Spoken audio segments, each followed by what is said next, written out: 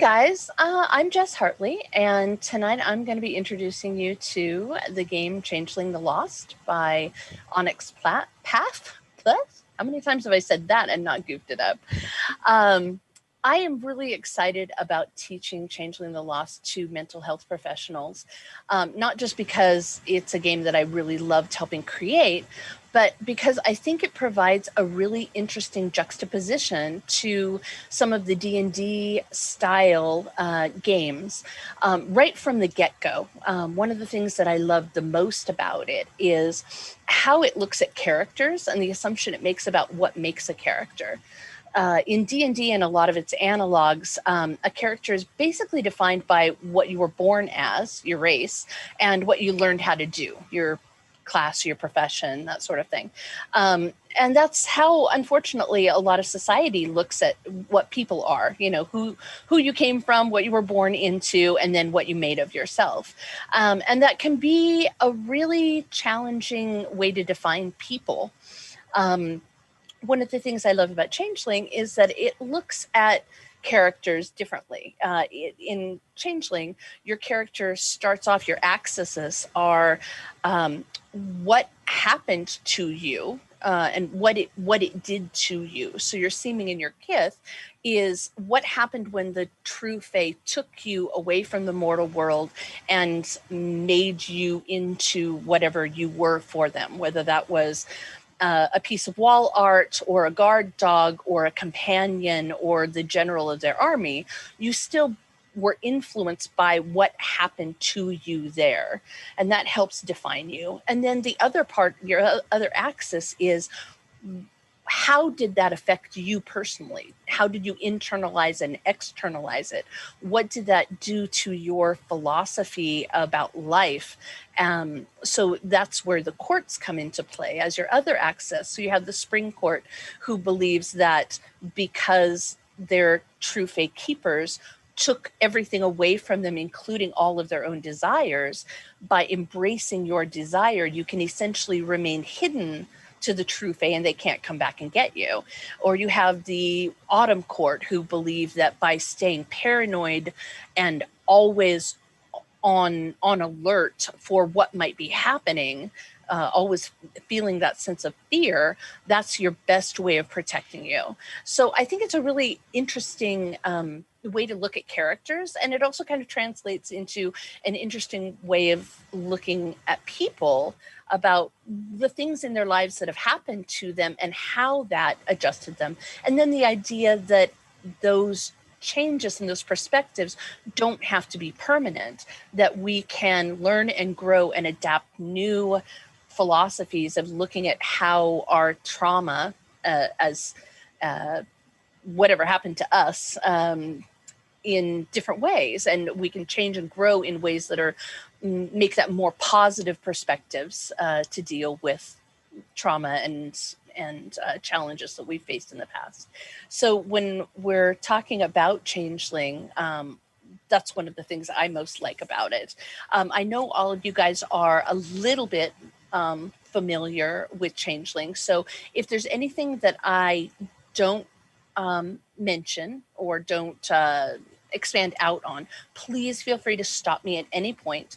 The point of this session is not for us to spend 2 hours hardcore rolling dice and dungeon crawling, but it's for us to get to know this system a little bit, to learn about how it can be used as a therapeutic tool at your guys' tables with your clients and customers, or I guess customers is not the right word, clients and I'm drawing a complete blank. Your clients. I got all frazzled there. I'm so sorry, guys. We're going to start this off. A couple things that you should know about the game. Conflict resolution is done using 10-sided dice. If you don't have them with you, you can use a 10-sided dice roller, or you can just let me know and I can roll them for you. Most of the time, your conflict resolution rolls are going to be 2 different stats. you'll notice on your character sheet you have, they call them dots because on the traditional character sheets for World of Darkness, they literally are circles that are filled in. In the case of the ones that I made for you guys, I just put the number because all the graphic stuff was just kind of a pain. So if you look at your character sheet and you have a 3 in intelligence, and I say, how many dots do you have in intelligence? The answer is 3.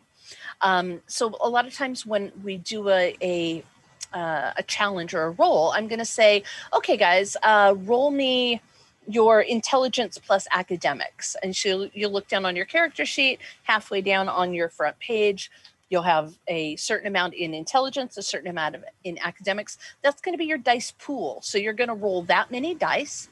And in order to get a success, you need to get an 8, a 9, or a 10. If you get a 10, there is a rule in the World of Darkness called 10 again. We sometimes refer to it as 10s explode. That means that you get to count that 10 as a success, and you get to re-roll that one die in order to attempt to get more successes. There are some rules that will give you 8 again or 9 again. For the most part, I think you guys will mostly be experiencing those through your seeming blessings and your kith talents. Those are halfway down on your front character sheet page. You might want to take a little look at them and familiarize with yourself with them, because those will be unique to your particular character as opposed to a general house rule. And I won't necessarily remember to check and see if there's something in there that applies to any given role that you're doing. So if you're rolling something that's related to strength and you've got something in your blessing that says you get 8 again on strength related rolls, you can just run with that. And if you have any questions, please feel free to let me know. Because we didn't have time to really do a session 0, I wanted to let you know that I run pretty much a PG rated game, although I do have a tendency to kind of talk like a sailor when I get excited about things. So if that's offensive to anyone, please let me know and I'll try drastically to tone it down. But that means that you won't be running into extreme on-screen sexual details. You won't be running into extreme on-screen body horror or extreme violence. We kind of do a cinematic version in my games. I also won't do anything on screen that involves hurting children. But if there are any things within those kind of limits that you are really uncomfortable with, please feel free either to let me know verbally or to send it to the chat if you'd like to keep it private. Things that I've run into, for example, before, snakes, spiders, clowns, any of those kinds of things that might come up in a PG cinematic type game, just let me know. We'll work around them. I'm not here to terrorize you guys or traumatize you. If you have any questions throughout the game, please feel free to stop me at any point and ask questions, because that's way more important to me than how far we actually get with the little mini adventure that I've created for you guys. I really want you guys to feel confident in your experiences, at least the limited experiences that we get in running a session of this short. Let's see, we've talked about dice rolls, we've talked about session 0 stuff. The basic premise that I've been doing with these games as each cohort goes through them to make them a little bit more enjoyable for people who might be watching them on live stream is I'm taking the same characters and basically saying, okay, the things that happened in previous sessions happened to your characters' history, but it doesn't really matter whether your particular character was on screen with them. Dylan, I know you made Sing up whole cloth, but that's great. In this world, he has been a part of this motley, which is basically what a character group is for changelings, and has experienced the same things that everybody else has, whether they've been playing on screen or not. So you've been a part of this motley in this town. The Freehold is called the Freehold of Fire River. Freehold is a gathering of changelings. Quite often, changelings will emerge from the hedge, which I didn't cover. The hedge is a zone between Arcadia, the land of the true fae, and the mortal world. And it's a labyrinth of brambles that supernaturally shifts and is psychoreactive. It can go on forever because it's not a mortal thing, so it's not limited to mortal geography. You would know that passing through it, you want to stay on trods, which are the well-treaded paths that go from place to place, because if you don't and you get off, it's extremely possible for even a well-traveled changeling to get lost in the hedge and have a very, very difficult time getting out. And there are things that live in the hedge. There are hobs, which are sentient creatures of fey nature that are like lesser versions of the true fey. They can look like and be pretty much anything. There are also just flat out monsters that live in the hedge. There are briar wolves that hunt changelings down just to feed on the terror that they inflict when they're chasing people down. There are harvestman spiders the size of small houses. There's all kinds of basically anything you can imagine from nightmares that can dwell within the hedge. So it's a good idea to stay on the trods.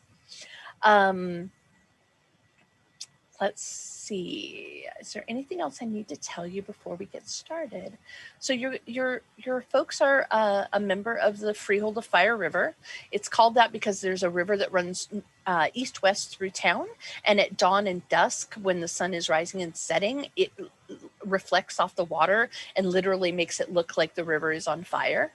You guys have been a member of this Freehold for a number of months now, and you've done some really good things. You helped recover a scepter that was a sacred item that had been fallen into the wrong hands. You've broken a curse on some ravens that were causing problems in the area.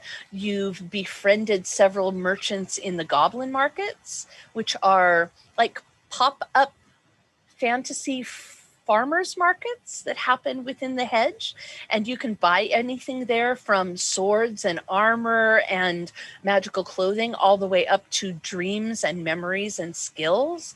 If you're ever looking for, 3 teardrops from a virgin's wedding night, you can find it there.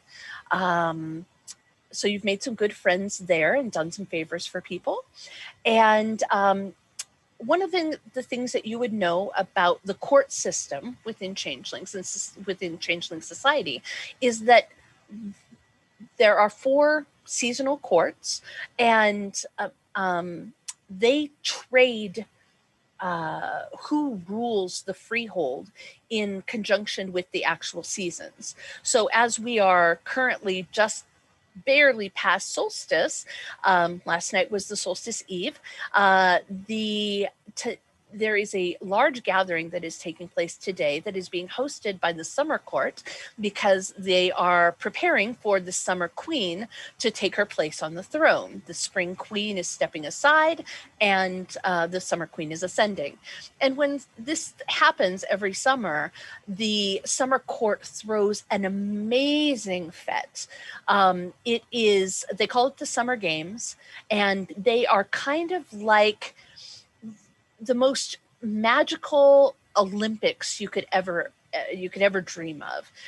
There's competitions in everything from spellcrafting to inventions to secret gathering to brawling and fighting competitions to underwater basket weaving. I mean, there's literally a competition for almost anyone that to give them the opportunity to show their strengths, because Summer Court is all about strength and wrath and standing against the true Fae and preventing them from taking you or any member of your freehold back by being strong and prepared and quite often military or combat focused. So there's a whole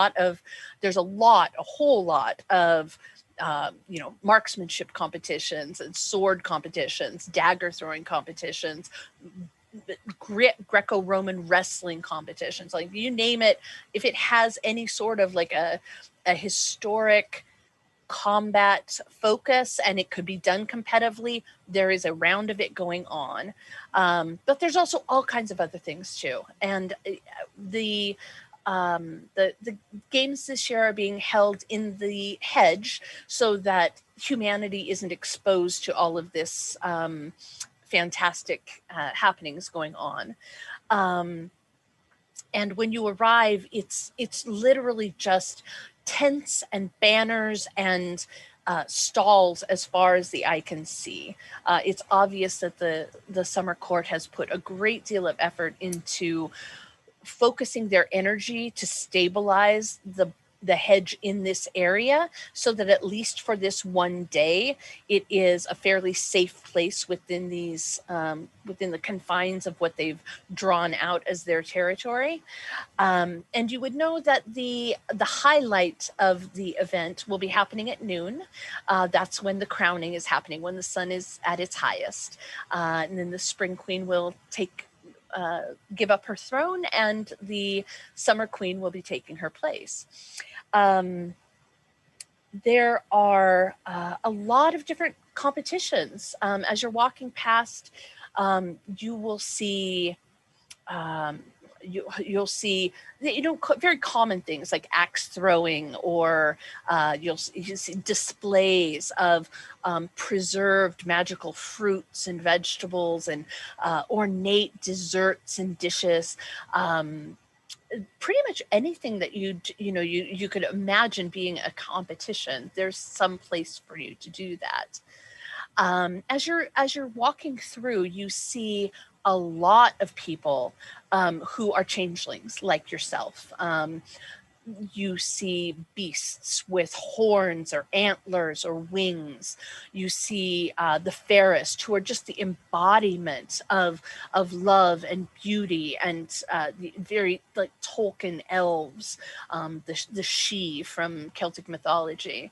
You see darklings in the corners, in the shadows around the alleys, watching things, doing their mysterious reconnaissances, and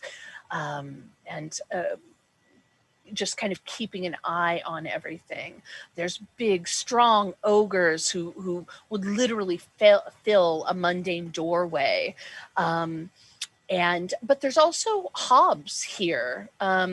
So you'll see there's a fellow you've met before. His name's Wego. He's about 4 foot tall, and he's got 4 arms, and he's a specialist in navigating through the hedge. He runs a little shop called Wego, and he's led you to places before.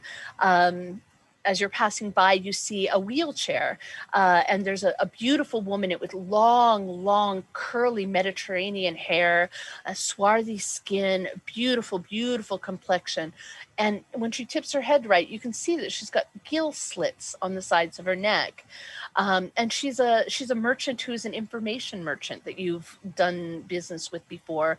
And you actually recovered a locket that allowed her to walk for a certain amount of hours every day, and therefore kind of won her unending friendship in doing this.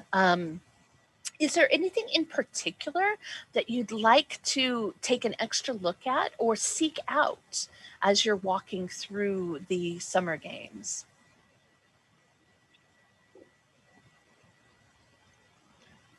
So for myself, I will I'll greet the hob that is a fellow hedge guide, and start comparing maps of various trods to see where we can trade information to make sure that those who are traveling, not just to here, since this is a big event, all the trods are fairly known and safe, but like as they're leaving or going about to other places, let's share safe zones, unsafe areas, that sort of stuff.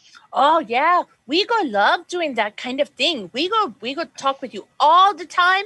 We found this new spot. I don't know who discovered it, but someone discovered it. But I found it now, so I know how to get there. I'll show you on this map right here. You just take a left right there. You know what that place where there's that big vine that kind of always wants to go across the road, that one right there, if you go over that vine and you go about 30 steps forward and then take a right, never a left, only a right. If you take the right, then, and you go down that path, it looks just like maybe a deer track. It's very, very small.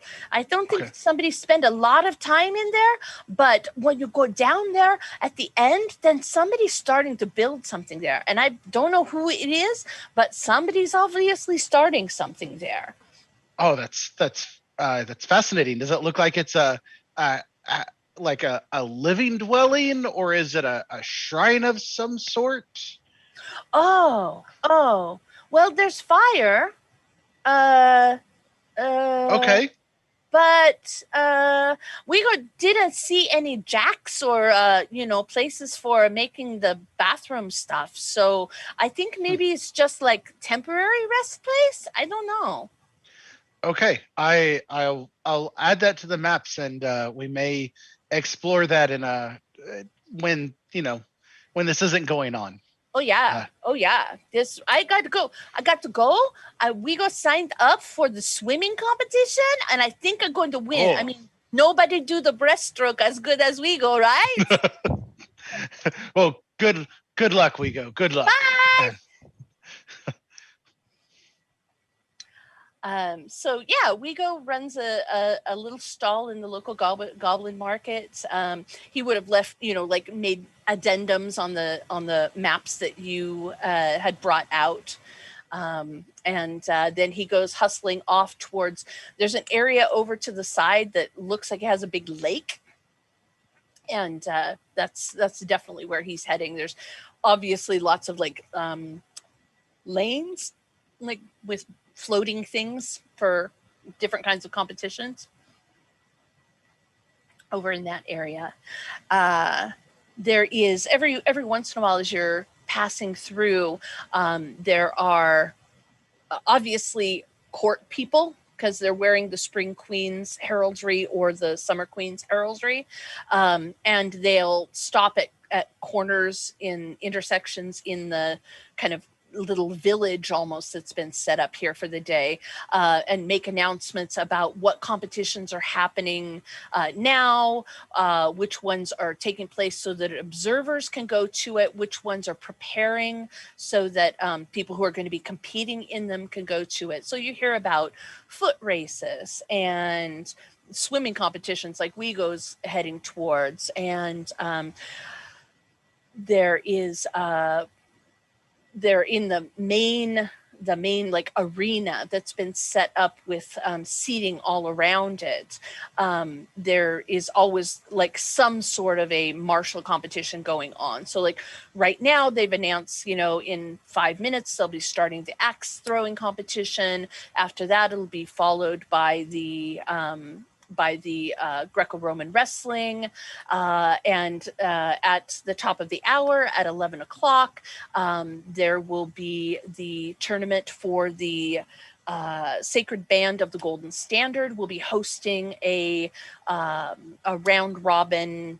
No, not round robin, because that means everybody competes against each other. A elimination tournament for the martially minded, and you guys would know that the Sacred Band of the Golden Standard is a group of changelings who consider themselves to be the heroes of the stories. They are the bravest, the most valorous, the smartest, the strongest. They're the champions of the champions, and they act like it. When you see them walking, in a group, they're all wearing, even the ones like they may be wearing modern clothing, they may be wearing medieval clothing, they may be wearing some bizarre combination thereof depending upon their own personal taste. But whatever they're wearing, it's outfitted with like gold lapels or gold chains or gold buttons, things that evoke that feeling of I am the champion. Some of them even wear literally laurels, laurel headbands, like the heads of, or the winners of Olympic competitions do. And they'll wear that just as their daily garb because that's who they are. And they're going to be holding a tournament at 11 o'clock. And it's rumored that the winners of the tournament will be invited, or those who show themselves to be the most deserving will be invited to join the Sacred Band.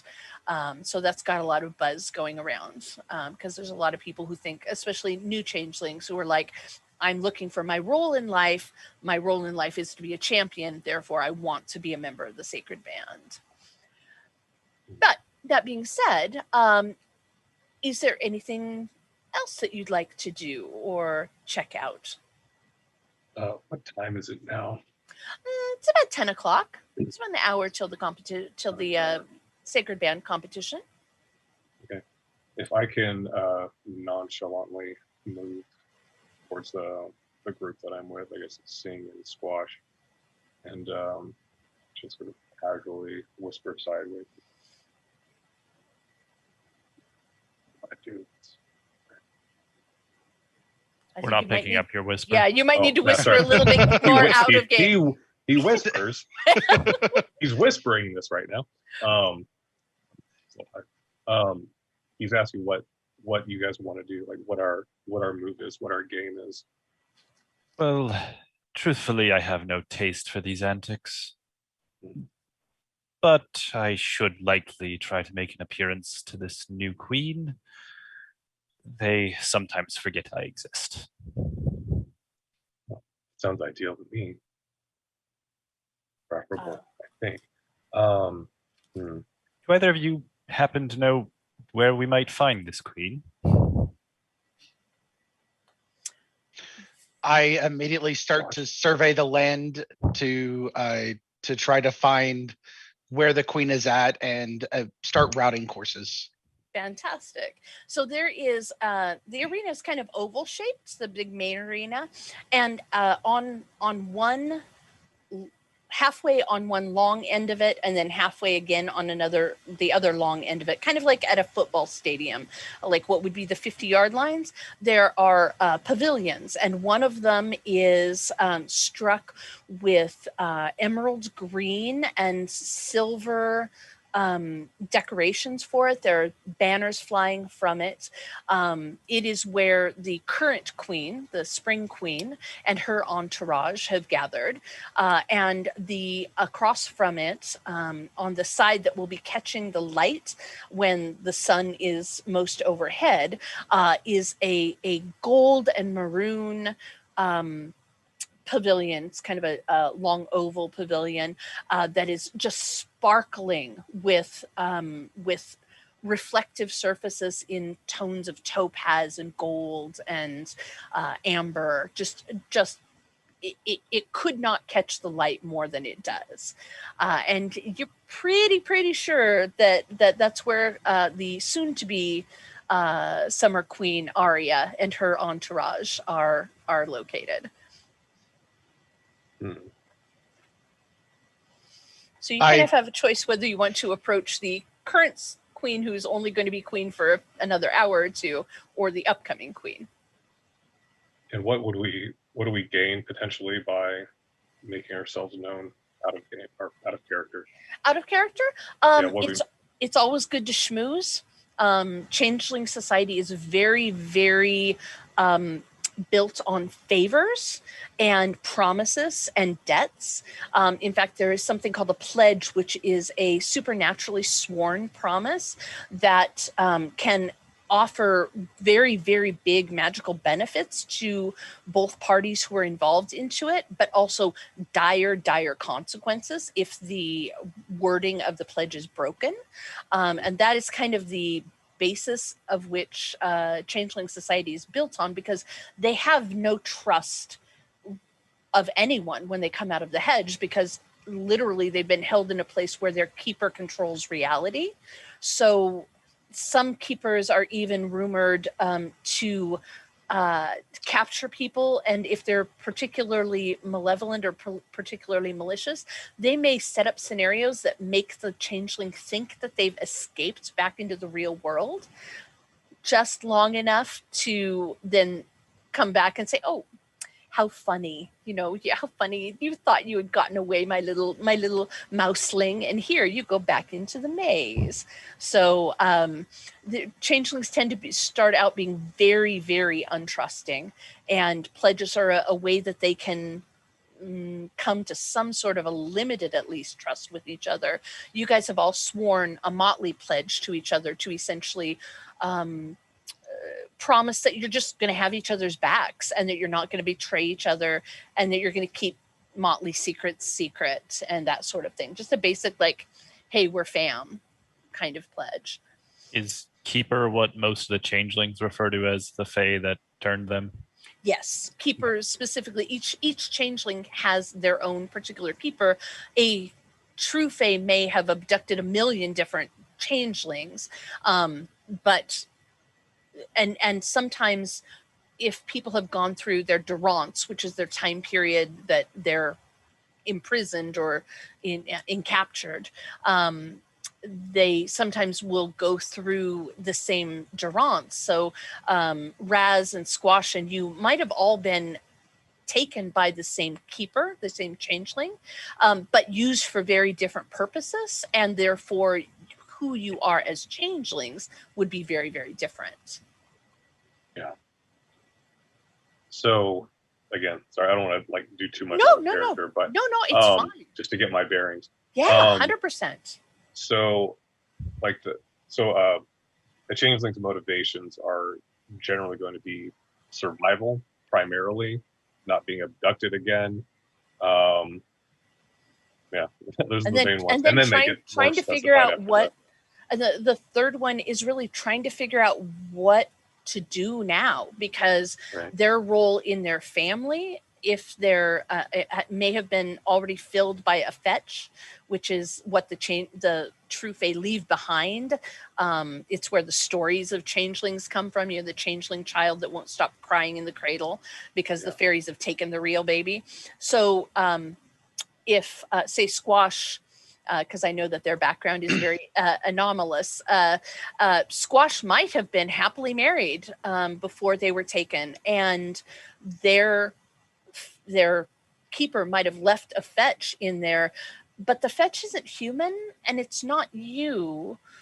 It thinks it's you up until the time it gets confronted by you again, but they're not human. So chances of them keeping a loving marriage or parent-child relationship, or even a good working relationship at work going, is kind of slim. So quite often people come back, changelings come back and find out that their life is in utter shambles, and they haven't been missed because everybody still thinks that their fetch is them. So that's the other thing that a lot of other priority that a lot of changelings have is, okay, what do I do now? Do I go back and try and replace my fetch again and try and step back into my life? That then puts your family at risk of all these things that you now know are going on. So that, and then priorities in and amongst changeling society. So maybe political power, maybe, if you're not a member of a motley, joining a motley, maybe getting a role as an officer to one of the courts, that sort of thing. Those are some common changeling goals.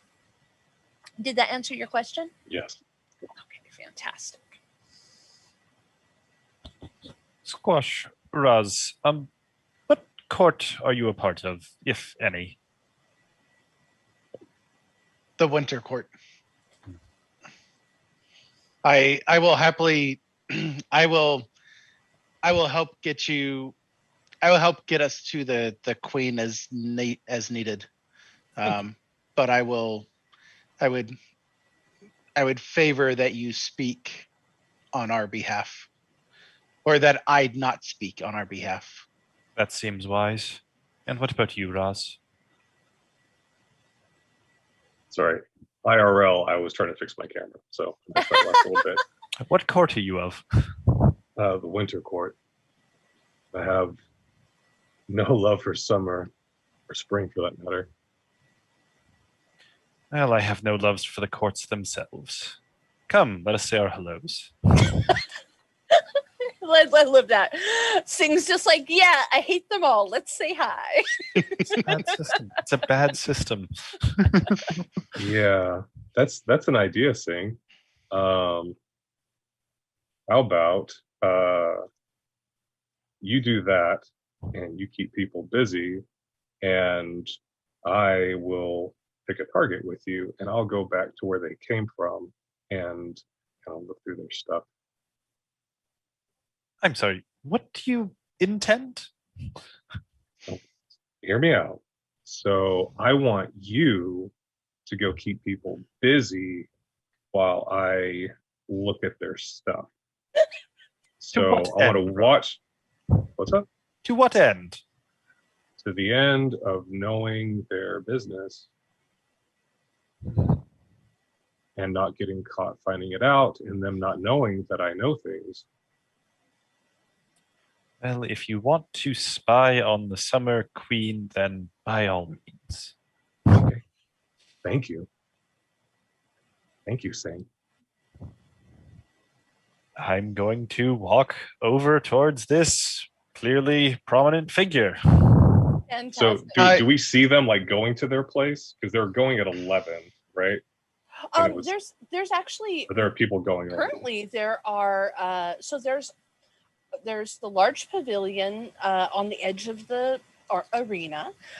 There's some smaller tents around it that look like the large pavilion is covered and has some walls, but mostly just to like break the wind from blowing through too hard. It's obviously like an open kind of just hanging out staging area, and there's a dais there with a big chair, and then there's some other smaller chairs over on the like farther edges. There's little groupings where maybe 3 or 4 people are sitting and talking in small groups, and then kind of behind it, away from the arena, there's several other like a kind of a little entryway with several small tents that are obviously more like personal buildings where people have brought it for the day to have a place to rest and that kind of thing, store their stuff out of the way and that kind of thing.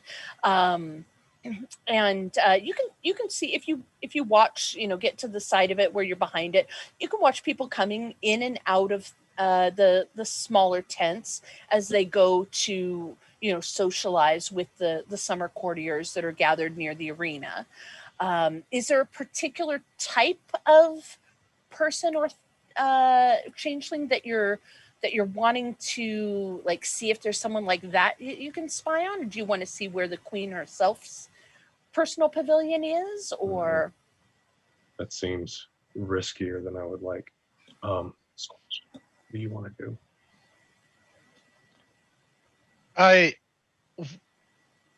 One matter at a time. I would say let's gain the favor of the coming queen. You gain the favor. I don't want the favor. I don't want the favor. See, I find I will help you gain the favor if I can do it secretly. I will. My thought on the matter. My thought on the matter is to find a path to be able to not draw a lot of attention, to go in and make ourselves known as a motley that is available if the queen has need. Because if she asks something of us, she then owes us. Despite my distaste for it, this system does have merit. And being able to move, being able to trade that in for favors, whatever we may need in the future could come in handy. And then I am happy to assist to find which tents would be easiest to distract and gain information from based upon movements and pathing of people or of the others. Okay. I don't like your idea, Squash, but I'll help you. And in return, I will help you with finding the information that we can use, as that owes us no favors, and we can still use it. Okay, deal. So as you guys are watching, there is kind of a constant flow, and not like a line up per se, but as soon as one group that's talking with the upcoming queen, whose name is Arya, as soon as the one group that's talking with Arya and her advisors wanders away, another group kind of like takes advantage of the space and moves up to chat with her. You can definitely tell there's a group of what absolutely has to be Sacred Band members at the front of the arena on one of the edges. They're concentrating on the battle that's going on, the whatever martial competition that's going on at the moment, the axe throwing. They're cheering, jibing each other about that one, or mocking those who do poorly and that kind of thing. They have absolutely no mercy whatsoever for those who are getting up there and just giving it a good solid try. That's not anywhere near good enough for these guys. There is on the other side, the other long end of the pavilion, there is a group that appears to be exchanging money, or at least something based on what's going on. So there's very definitely like a little betting circle going on at the front of the pavilion, the summer pavilion as well. Would you like to kind of schmooze your way in when the next group leaves? I'm going to walk in as if I am a part of whatever group is currently there and wait to be acknowledged in any way. Delightful. Okay. I'm going to have you guys make your first roll of the evening. I'm going to have you do a perception check. That is going to be, you're going to use wits and composure. That will be about halfway down on the front page of your character sheet if you're playing Squash or Raz, in your attribute section. So just look and see what your wit score is and your composure score. Add them together. That makes your dice pool, and then roll that many dice. Oh, so you've already done this. Okay. So we're going to roll however many dice. I'm going to say how many dice I have. Sorry, Raz has not rolled yet. Okay. I haven't rolled, but that's how many dice I have in my pool. You have how many? 5 is my 5. pool. Okay. So roll 5. You're looking for an 8, 9, or a 10 to get a success. If you get a 10, you get to roll it, count as a success, and roll it again. I have 2 10s. Oh, fantastic. Do they both explode? They both explode. 10s always explode. They'll blow up these 2 10s. I have a 5 and another 10. Does it explode? It still explodes. Dice. Yep. Just keep that baby rolling. The goal is to get as many successes as you do dice. That's the real goal. That's the goal. Got it. Last one's an 8. Okay, fantastic. So how many total cumulative successes does that make? I stopped counting. I should have been counting. I think it was what counts as a success? Is it 8, 9, and a 10? 8, 9, and 10. So 5? 5? Fantastic. Did I miscount? I'm not looking at the chat, so I don't know. Yeah, no, that's perfectly fine. Okay. Fantastic. Okay, so you got 5, you got 1. Yeah. Okay, Squash is so busy looking for the right path to get where things are going that he literally almost walks into a woman she is probably 6'2", very, very slim. Her whole frame is very, very slim. She's got amazing brown, like golden brown hawk wings behind her. Her nose is a little bit beakish, and she looks at you like, "Excuse me?" Oh, you're excused. This is out of character. I would like to sink into the shadows, if I may. Yes. I'm very uncomfortable by all the attention that's around. Yes. And I do the Homer Simpson, like, fade into the bush. There's like one of the tapestries that's up against the wall or hanging down from the pavilion to kind of just keep some shade and wind block from just blowing through there. And you're just like, "Oop, right behind there, can see everything, can hear everything, but nobody's looking at me right now. She just kind of harumphs and moves away, heading for the group of Sacred Band folks. And they all greet her. They call her Angel. And she just kind of doesn't, just like, looks at you like you are a worm that she happened to step across in the sidewalk. Squash, according to legend, the Sacred Band is exclusively composed of lovers. They say you fight better. Is it not better to win without fighting in the first place? That is what I believe, but not all.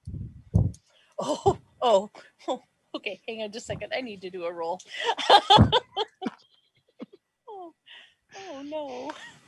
Oh no. So from the throne, this woman who has a mane of golden hair. I mean, she's just a lioness embodied. She's even got just the smallest little bit of a split in her upper lip and maybe a couple polka dots here that might be whiskers. And she slowly turns her head over your direction and says, "Interesting words to be spoken in the pavilion of the summer courts. Why don't you come here and speak them out loud?" But of course.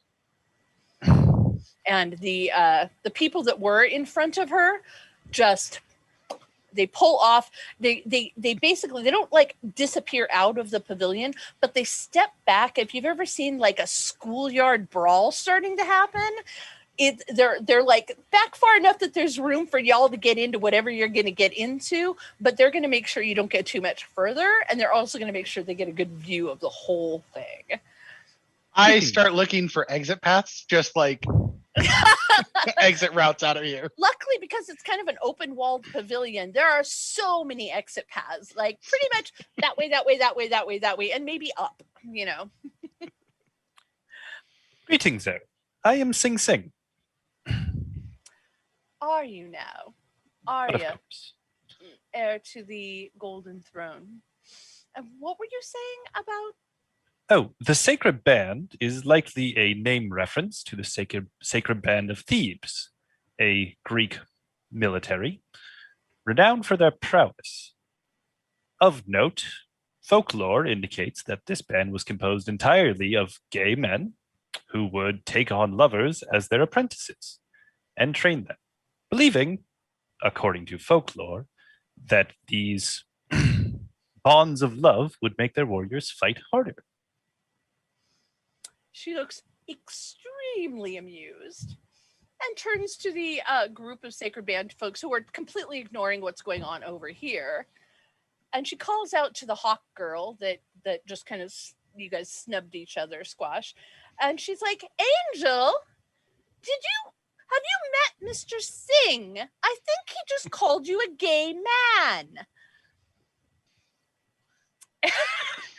And the queen, the hot girl, like looks up, like, "What the fuck?"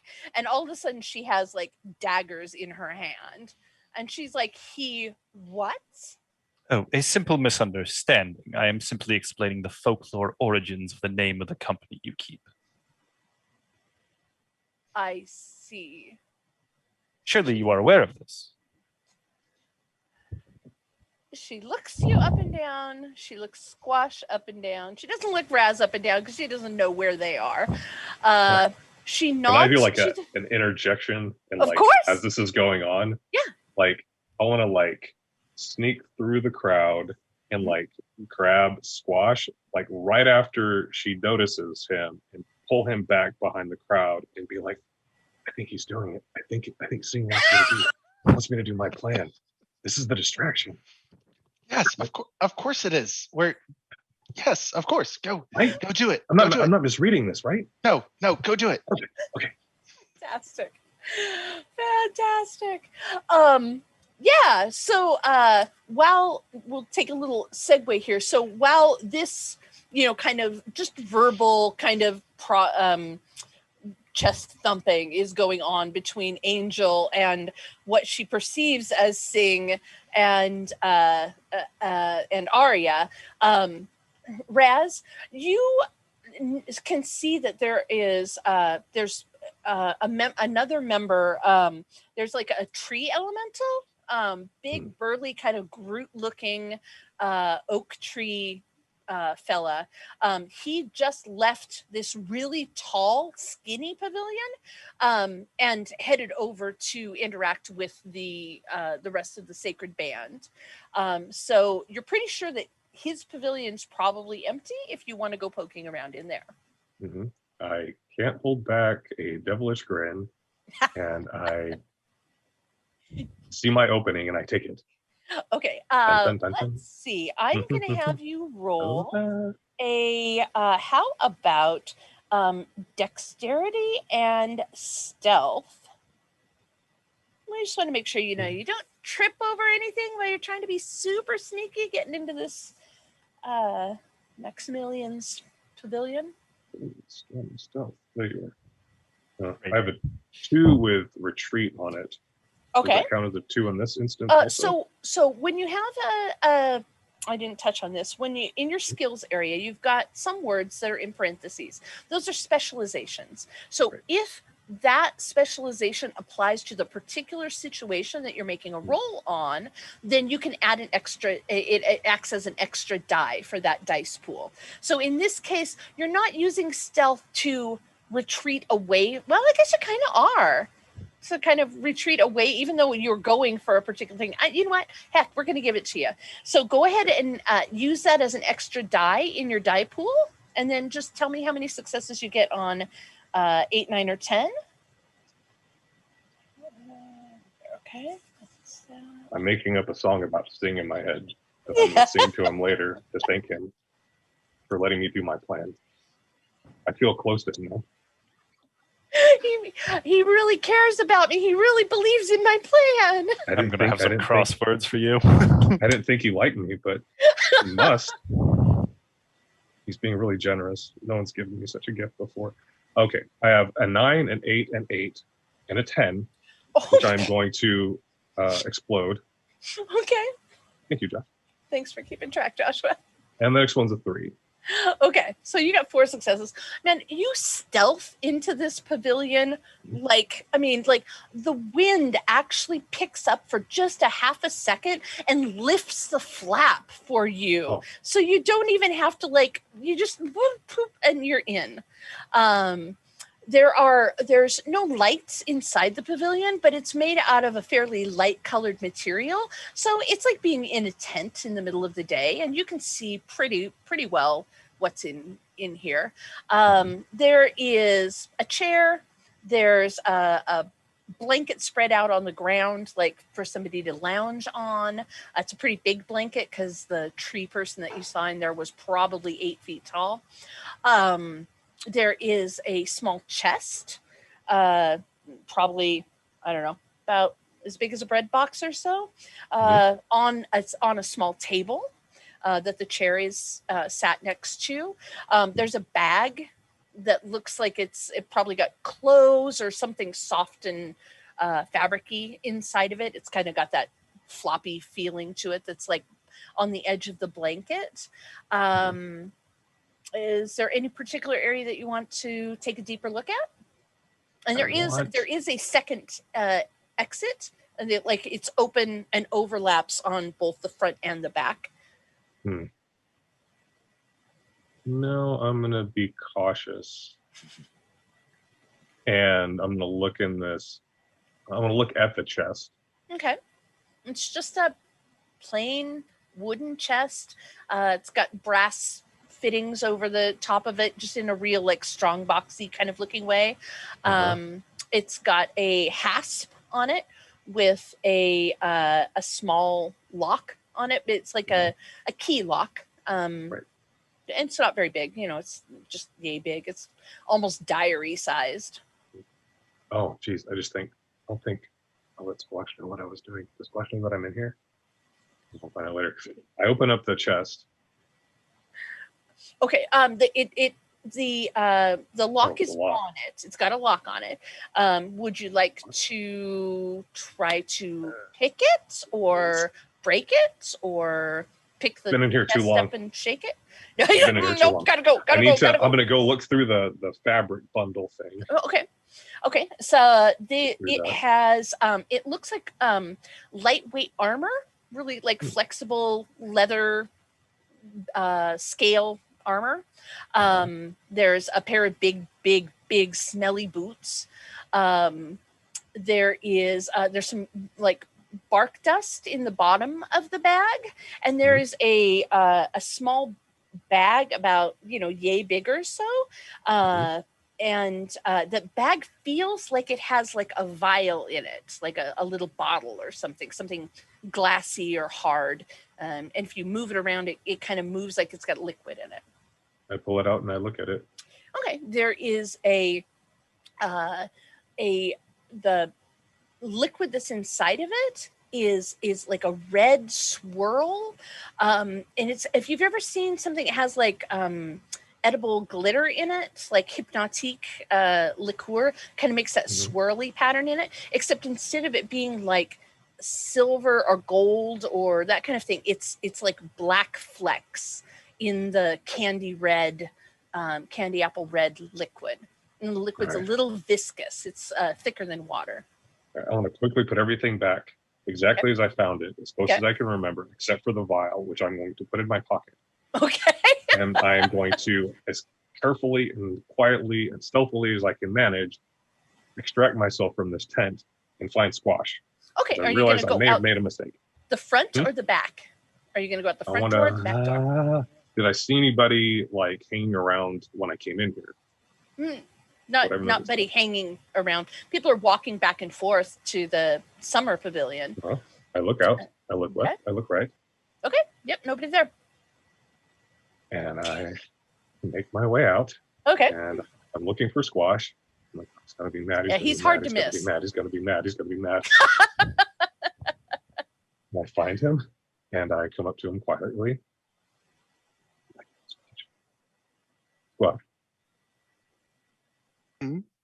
What? I think I made a mistake.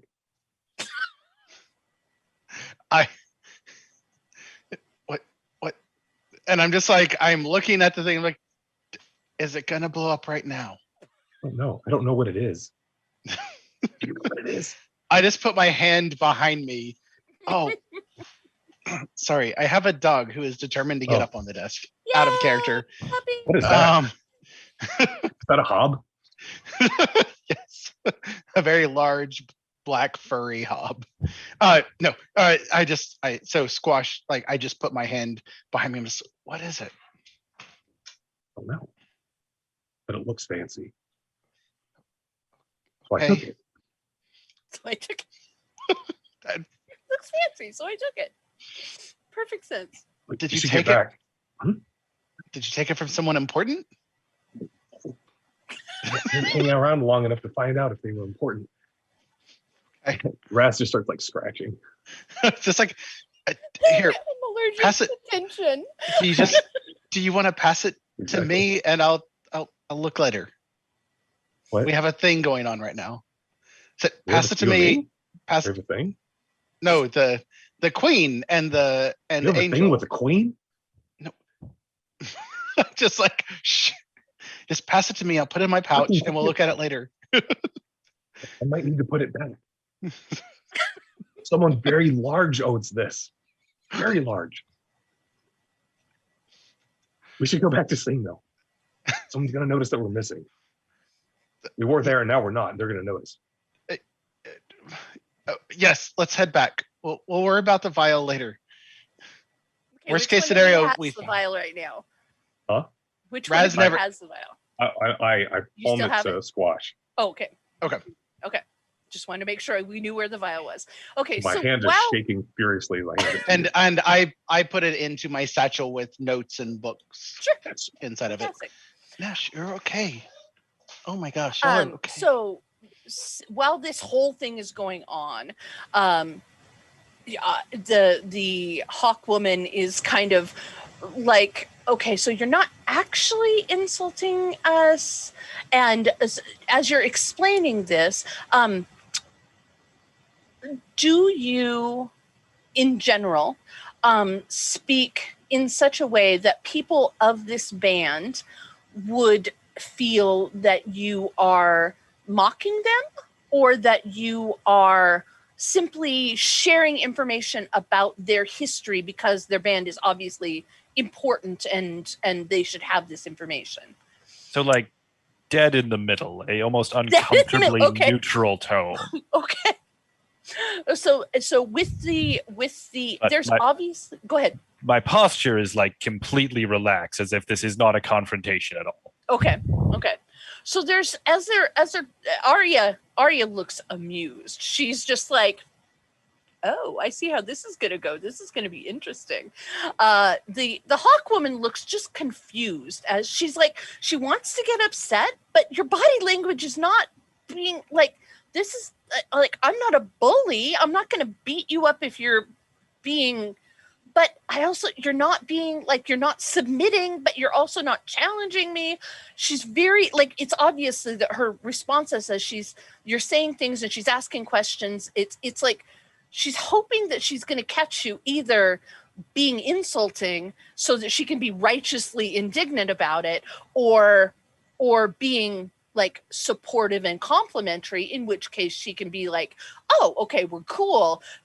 But you don't do either one, and it just makes her bonkers. Behind her, you've got some people that are within the Sacred Band group who are kind of snickering because they see what Arya is doing and are mimicking her response. And you've got a couple of the younger ones who are kind of like, are we going to take that shit from him? Are we going to, those were fighting words, weren't they? But the older ones are kind of like, Once I, have observed that sort of thing happening, I'm going to try to break off the conversation with a simple, well, I did not come here to talk history. Perhaps later we could meet up for some friendly wrestling practice. Yeah. The tree is Maximilian's like, yeah, dibs. I'm going to take that little toothpick apart. That offer was to Angel here, although I appreciate your enthusiasm. Can I whisper over to Squash, like, that's the guy. The huge one over there. Picked a good one. I can't hear you at all, Joshua. Are you muted? Sorry. Oh, can you? Okay. Yeah. So his eyes, my eyes just get huge as I look, and I'm just like, look at Raz and look back, just like, yeah. And then like immediately he feels like he has to cover, even though there's no attention. He's like, I'd be willing to go around and lose to you, as he looks at the tree. The tree actually, because Squash is an ogre, so ogres are, they're kind of camaraderie kind of thing for other big folk. He's like, yeah, I could take you.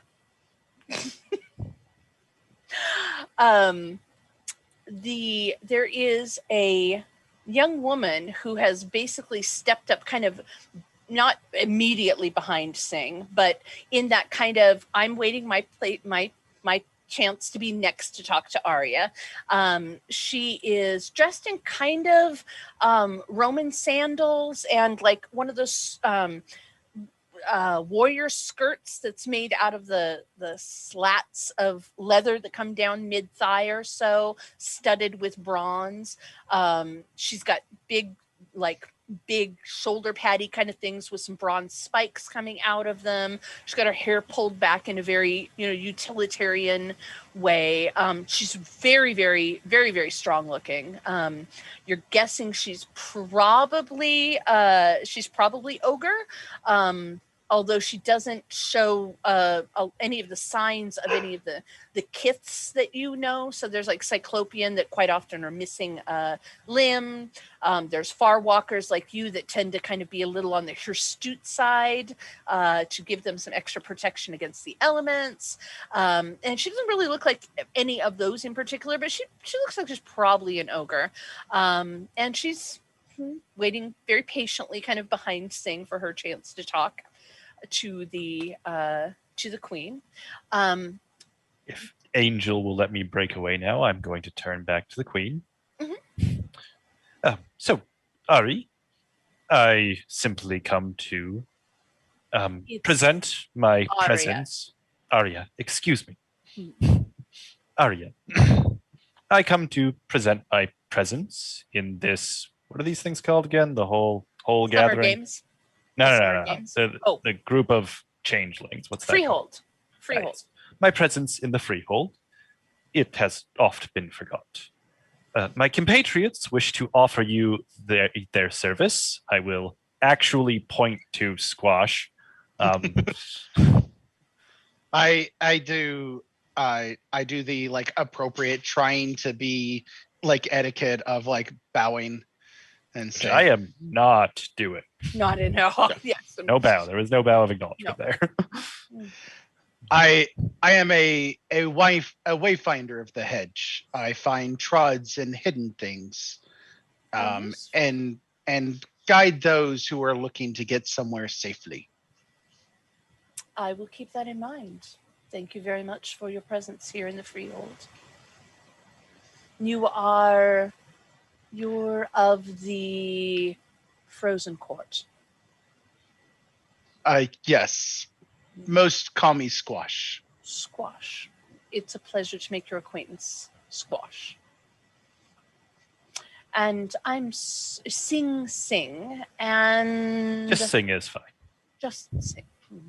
And she looks around. She's like, I know there was a third one of them, but he's probably hiding in Squash's shadow somewhere. Didn't you have another companion? It's like holding my breath. Arthur did not wish to make an appearance today. I see. Intimidated. You know how these things can be for some people. Cowards, yes. Got it. Yeah. And Exactly. I look at the ogre that's waiting in line very patiently, and I kind of like nod, acknowledging, and go, well, we shall not use up any more of your time. Our apologies. And I turn. I'll have a request though. Aria, if you have other changelings in need and no interest in providing help yourself, please send them to me. I seek to take care of those that need aid. I will keep that in mind. It's always good to know those who are willing to watch out for those who have newly escaped from the hedge or are currently incapable of taking care of themselves. Incapable or just in a bad spot. Indeed. And as you and she are having this conversation, there is a shout, like, hey, from the circle of Golden Band folks. And one of them, he's really one of the handsomest people you've ever seen. Somehow he managed to pull this off, just this charming, like, stunning presence, despite the fact that his face is completely covered, his skin is completely covered in small, like almost orange red scales, like a snake or a serpent. He's got his nails look like they've been plated in gold. His hair is trimmed very, very short, and he wears a gold laurel leaf crown on it, and he's calling out to the ogre that's behind Squash. He's like, Brianna, come here. And she's facing kind of you at this point, and you can see for just a half a second, like her eyes roll. And she's like, okay. Roderick, hi, how are ya? Yeah, just waiting in line to talk to Arya. Yeah. And he's like, come here. And she's like, yeah, I'll just gotta talk. I'm going to step into line of sight between her and them and just start walking to the group and go, hi, how are you? And like, just trying to break the thing of, interaction like, the interaction. Just be like, hey, I just got done talking to Arya. Like, okay. I believe that is your chance to. So as you do this, like the Golden Band folks are just like, what? We weren't talking to you. Go, you ice. No, you have to go around the other way. Go the other way. Yeah.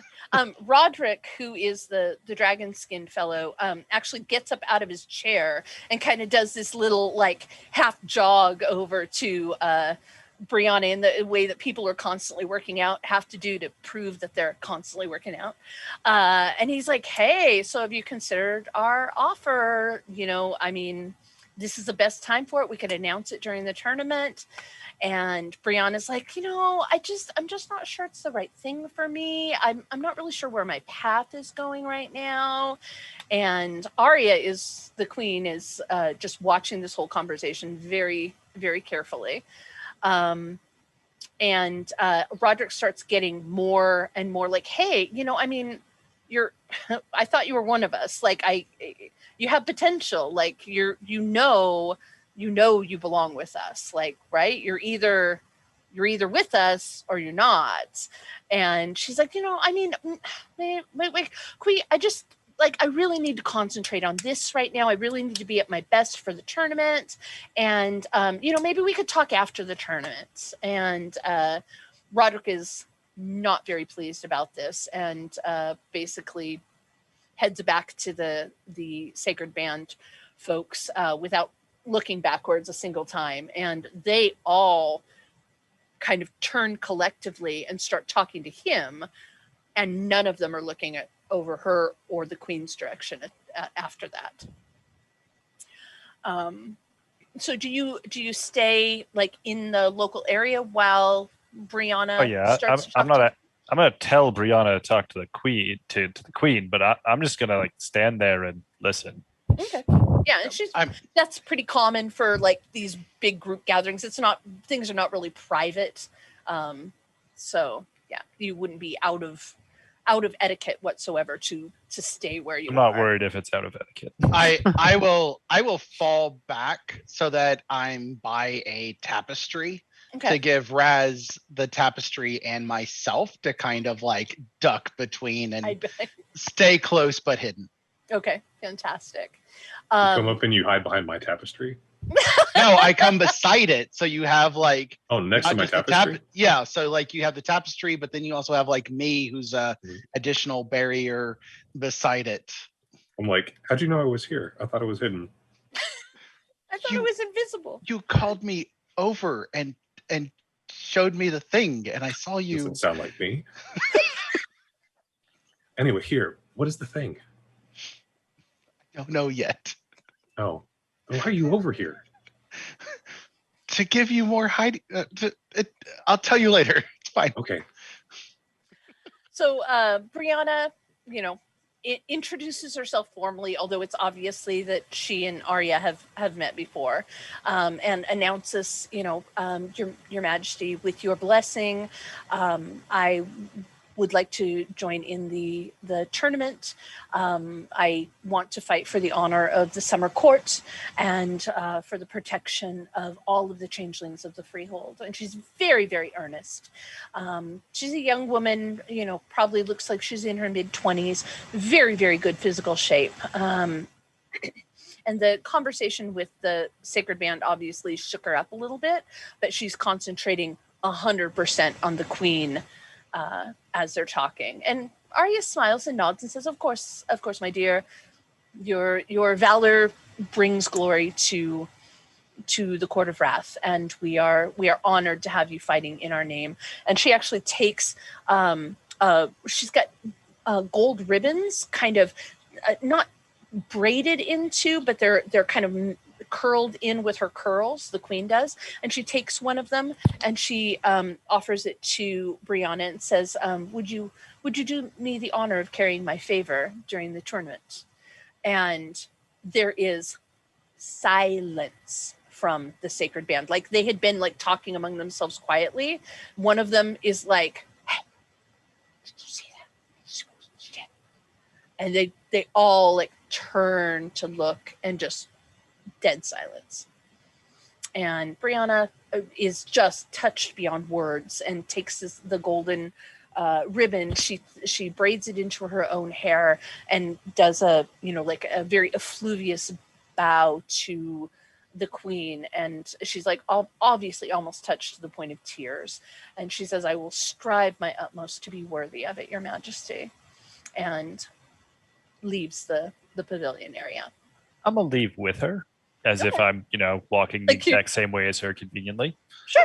And then as soon as we're out of earshot of the queen, I'm going to just casually say, sometimes I wonder if the keepers came up with the idea of competing for court glory. How could you even say that? We do this to protect ourselves from the keepers. This is our way of showing how strong we can be, so that they won't ever recognize us as those weak, pathetic beings that we were when we were vulnerable to them and taken by them. How could you even say that? I don't believe insulting displays towards one another is how we protect ourselves. Yeah, the Sacred Band guys, they're a bunch of yahoos, but that doesn't mean that the whole of our court is like that. I mean, some of those guys aren't even Summer Court. They're just ego monsters. It's why I won't join them. I apologize. I have implied something I did not intend. I speak ill not of your court.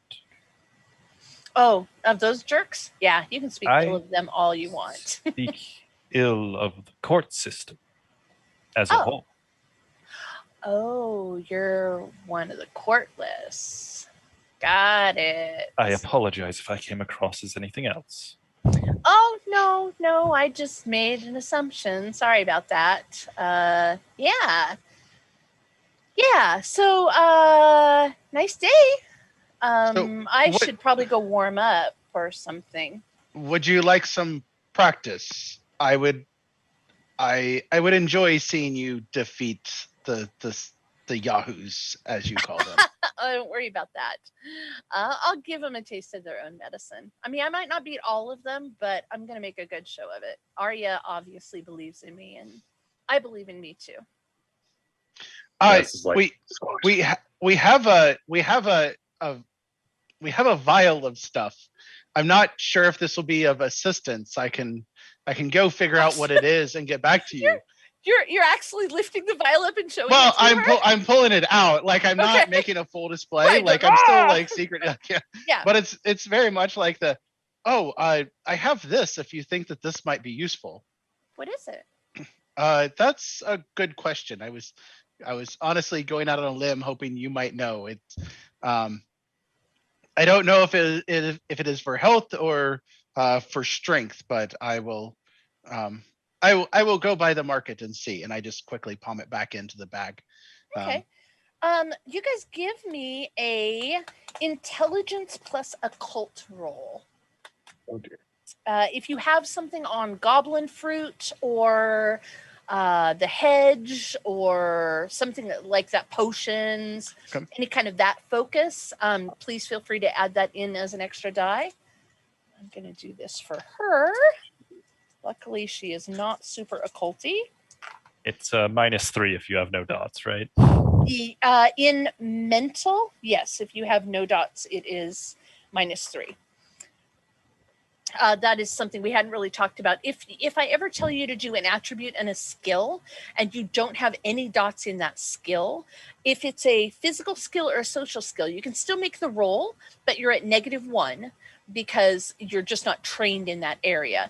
If it's a mental thing, because mental skills rely so heavily on actually being educated in that thing, it's at a -3 die penalty. So that's a rough one.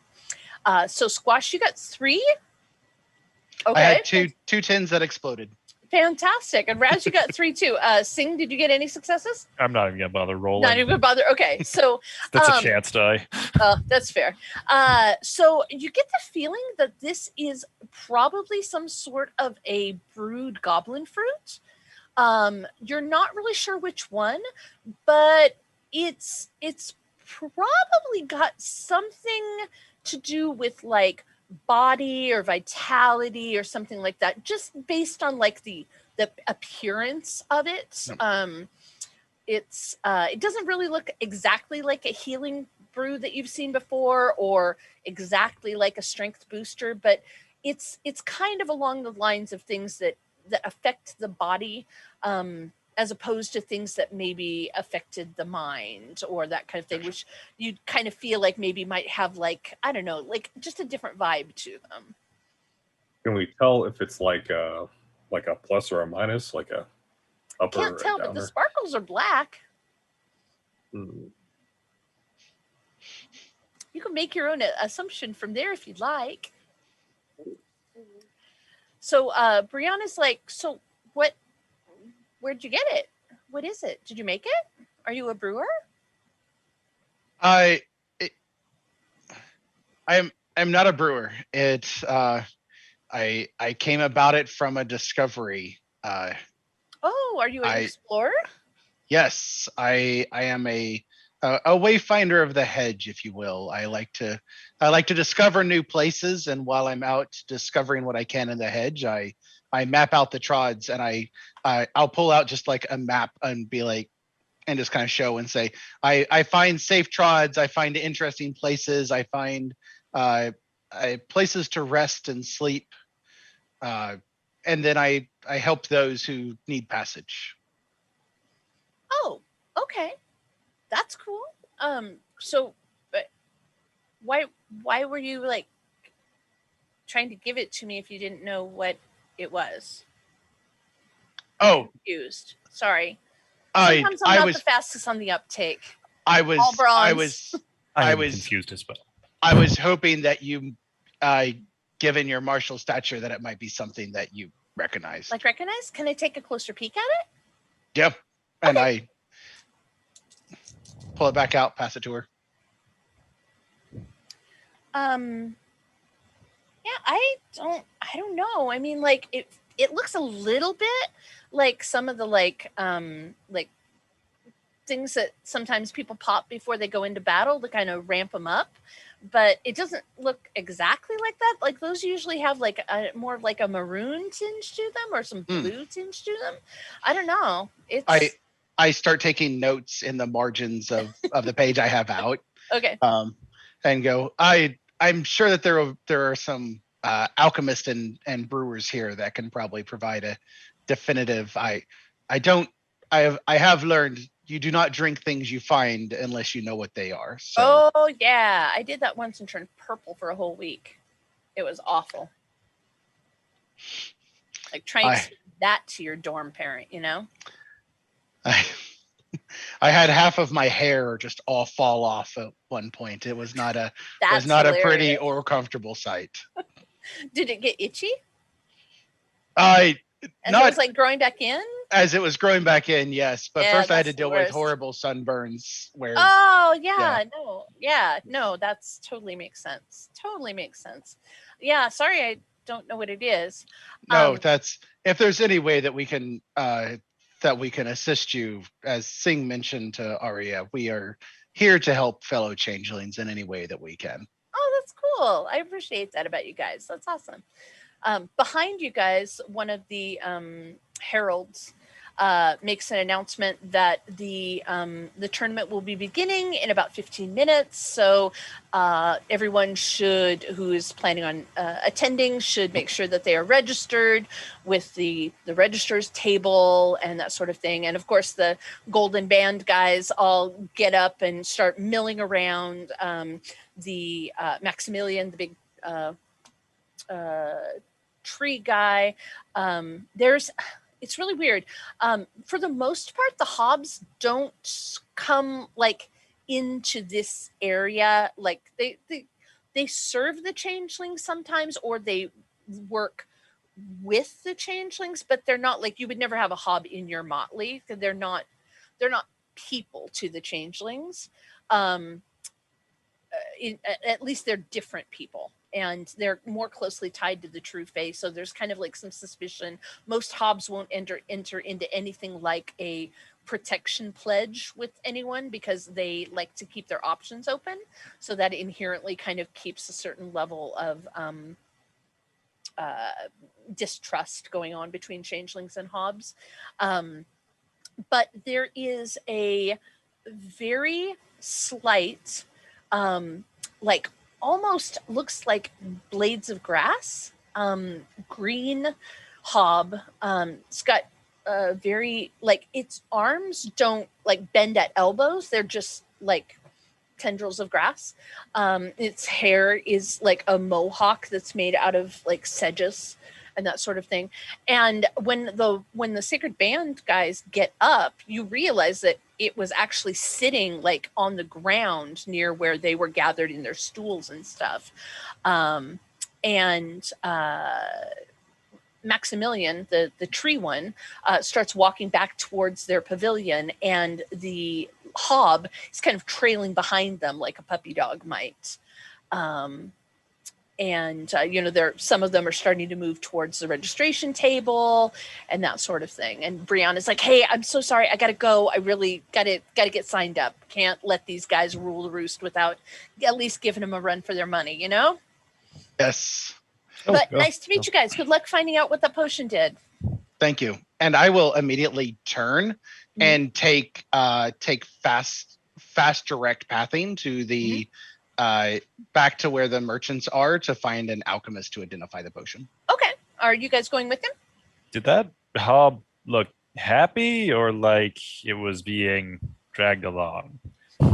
Neither. Kind of following along like a servant might, or not like begrudgingly, but just like, this is my thing I'm doing. I'm following this person. All right. And they don't have, he doesn't have very, it doesn't have very human features. It has eye-ish kind of indentations, but it has no mouth and no nose. And so it's kind of hard to tell expressions. So you're going to follow Squash back towards the farmer's market kind of area. Raz, are you going with them? I'm gonna follow them, but I want to follow like at a distance and sort of from the side. I want to like try, if I can, to keep an eye on them as they're moving through, and I want to be just as discreet as possible. Okay. And not clear. One, definitely not clearly associating with them, and two, trying to keep to the shadows. Thank you for humoring me, Squash. Though I have to wonder where you acquired that potion in a very short time that conversation took place. Oh, Raz dropped it in my hands as something that was found. Oh, did he? I'm going to try to pinpoint Raz and give him a stare. And move very quickly behind you. I'm like, right here. And then I just keep going off on the other side. I'm like moving like perpendicular, but behind you. It's like, as you're like, I wonder where he is. I'm like, I'm right here.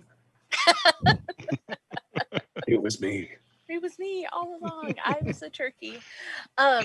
So you very quickly find if you ask anyone, they'll point you towards Genevieve's booth. They say you can't miss her. She's got long, beautiful purple hair. Just go down that way. Her cart's around the corner. She's the best brewer in the area, so I'm sure she can tell you what that is. So do you follow? I assume you follow the directions. Okay. Yep. So you see what appears to be like a covered wagon-sized cart with long, like a long yoke, but it's instead of being like one yoke out of the front where you would yoke 2 or more oxen in pairs next to it, it's got more like the double railings like you would use for a pony cart or something like that.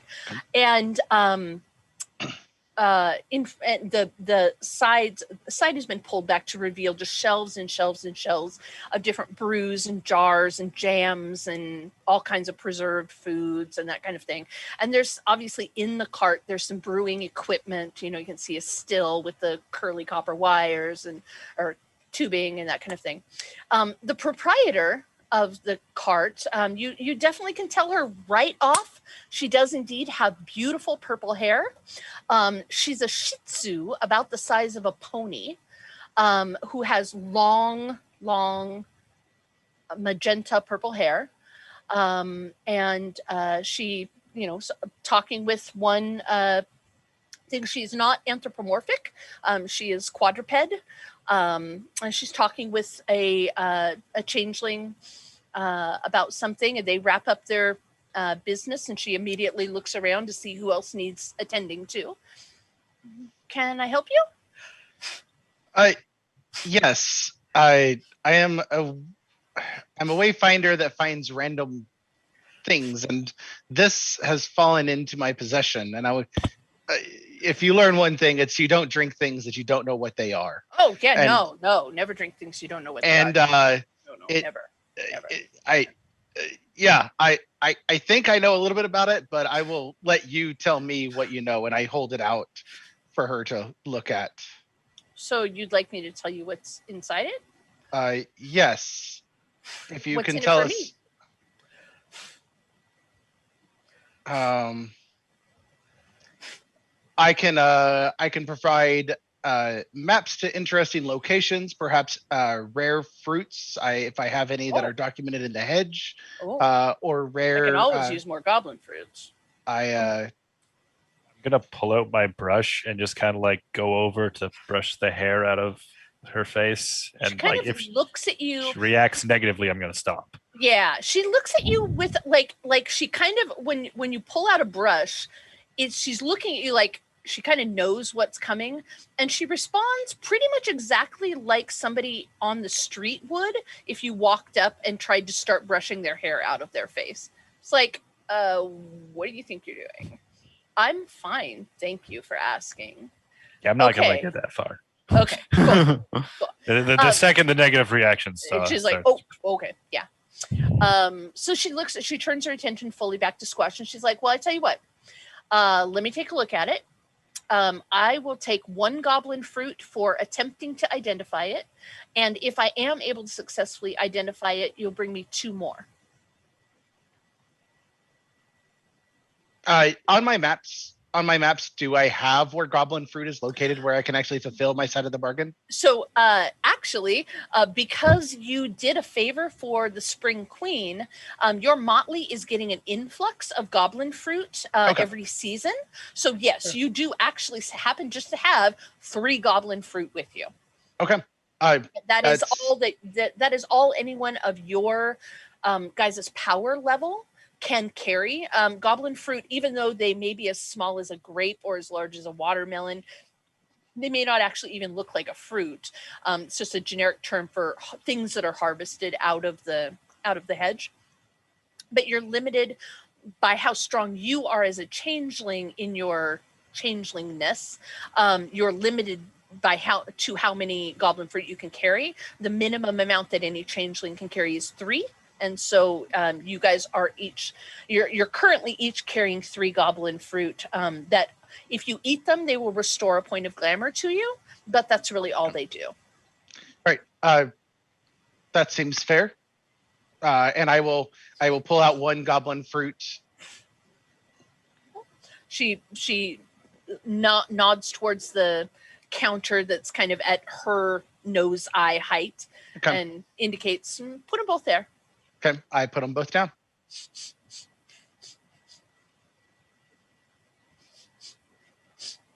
She reaches up, and she's got paws, but she's actually pretty dexterous with them, and she manages to like hold the vial in place and pop the cork a little bit.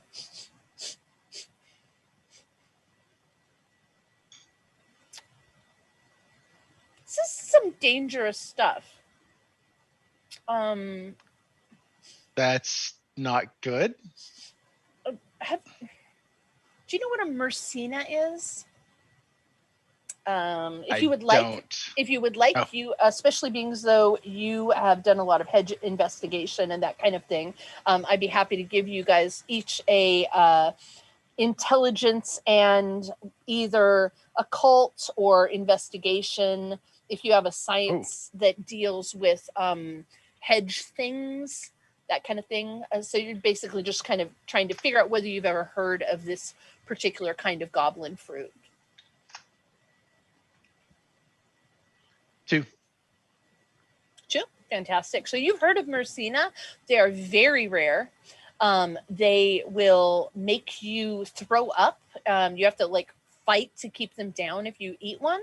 But they're dangerous because they will drop you into a coma for like half a day that is as deep as it is so deep that even the weird, which is like the changeling force of energy that fuels all Fey things, even the weird cannot tell that you're still alive. So it will actually void lifelong pledges as if you had died. It's one of the only ways without actually dying and finding some way to be resurrected, which is virtually unheard of. It's one of the only ways to get out of a lifelong pledge without breaking it. They're very rare, very expensive, very illegal. She's like, I wouldn't nose about that I have this if I were you. I mean, if you want to sell it, I can take it off your hands so that you don't get caught with it. But and she's being very careful to, talk in a low enough tone that your other customers and passerbys can't hear you. But this is some bad shit. I will take that into consideration, and I pull out the other 2 goblin fruit and set them onto the counter. I thank you for informing us. We will need to discuss that. We'll need to discuss this in not private. This setting. Not today. I get information about where I can find her later. Like where is she traveling to next if we do wish to get rid of it tomorrow. Okay. Or after the festival's over. Okay. There is a very large hubbub about this time coming from the Golden Pavilion. There is the sounds of shouting. There is sound of steel being drawn. You can hear it clear all the way over from the marketing area. There's people are just all of a sudden running towards the Golden Pavilion. What do you guys do? I would like to slide out of the shadows to my comrades, and to Squash, I would like to say, so remember when I said I made a big mistake? Mm-hmm. I didn't realize what a big mistake it had been until just now. For that, I'm sorry, Squash. Also, another part of my mistake, the tree elemental person thing had a little hob with him that I did not see when I was stealing from him. And I'm a little concerned that he might have seen me go into his tent. I don't know that. All I know is that I didn't see the little hob there. I didn't know it was a thing. I thought it was weeds or grass or something, and it then it moved, and now I'm really concerned. Well, let's keep it quiet, and things will reveal themselves if they did see you, and we will address it at that point, most likely by moving swiftly. Karma is not some cosmic force. It is a direct consequence of actions you take. That's beautiful, Singh. Did you write that? No. Oh. No, I didn't. And I start walking towards, like, I'm just like, so the hubbub. I'm concerned that somebody may have caused that poison do. What's a hubbub? All the noise in the crowd. They're looking at something. I am concerned about our recent friend that I have shown this to, that she may have been hopefully toppled one of the sacred yahoos. Right. This isn't from the competition area, right? This is from. It's kind of hard to tell because the Golden Pavilion was right on the arena. All right. But there does not sound to be the cheering that you would expect from, like, if this was about a fight that was going on in the arena or something. Like, you're not getting the crowd cheering kind of thing going on. Okay. I'm ahead that way, and also asking Squash, what kind of poison is this now? It puts you into a coma it puts you in a deep enough sleep that it will break lifelong contracts. And not the best way. I wonder what our tree friend wanted with that. If there are those in the Winter Court that would use it to make and break contracts, or to make people seem dead. Dare say there are people in every court that would do that. We start running. Yep. Okay. You're headed for the arena / Golden Pavilion area. Yep. Okay, when you get there, there is a very large crowd. There is there's nothing going on in the arena itself whatsoever. But there's just a big mob around the Golden Pavilion. The pavilion itself, like that area, has just a limited number of people into it. Sorry, I've got the hiccups. But you're Squash, you're tall enough, definitely, that if you look over the mob's heads, basically, you can see that there's Queen Arya is standing there kind of as a mediator. There's Roderick, the dragon-looking guy, and the Sacred Band group. There's Maximilian, the big tree, and his hob is beside him, and Brianna's in the group, and there's the group that had the bets going on, and the Queen's guards have one of the betters. He's a darkling fella. He's got his face looks like somebody just erased his facial features off of him, and what's left there is just kind of like a gray neutral theater mask, basically. You're pretty sure he's probably a mirror skin, which are the darklings that can change their appearance. And the guards have him by both shoulders. He's struggling. He's like, I didn't do anything. I don't know what you're talking about. This is some bullshit. I was just here making bets. The Maximilian is talking with Roderick, and they're like, it was here and then it's not here. And so it must have been him. He was near the pavilion. It must have been him. You know how they are. And Arya is, like calling for calm, like this, we will determine what's going on here. But, we are not a mob. that is not what we do.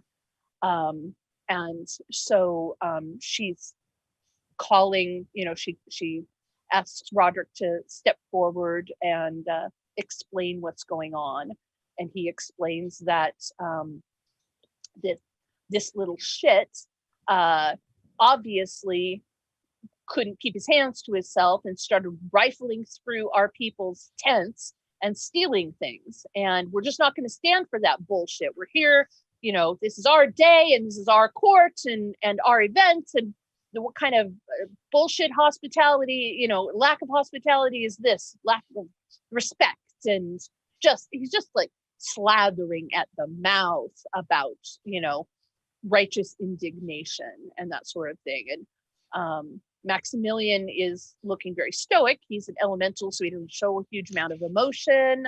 And the little hob that's beside him is just like hiding in his root/feet. He does not want to be a part of any of this hubbub. What would you guys like to do? I'm going to turn to Roz. We've adventured long enough. Do I know if Sing is an effective liar? Oh no. Perfect. Beautiful. Okay. Roz, continue. Are you prepared to resolve this issue?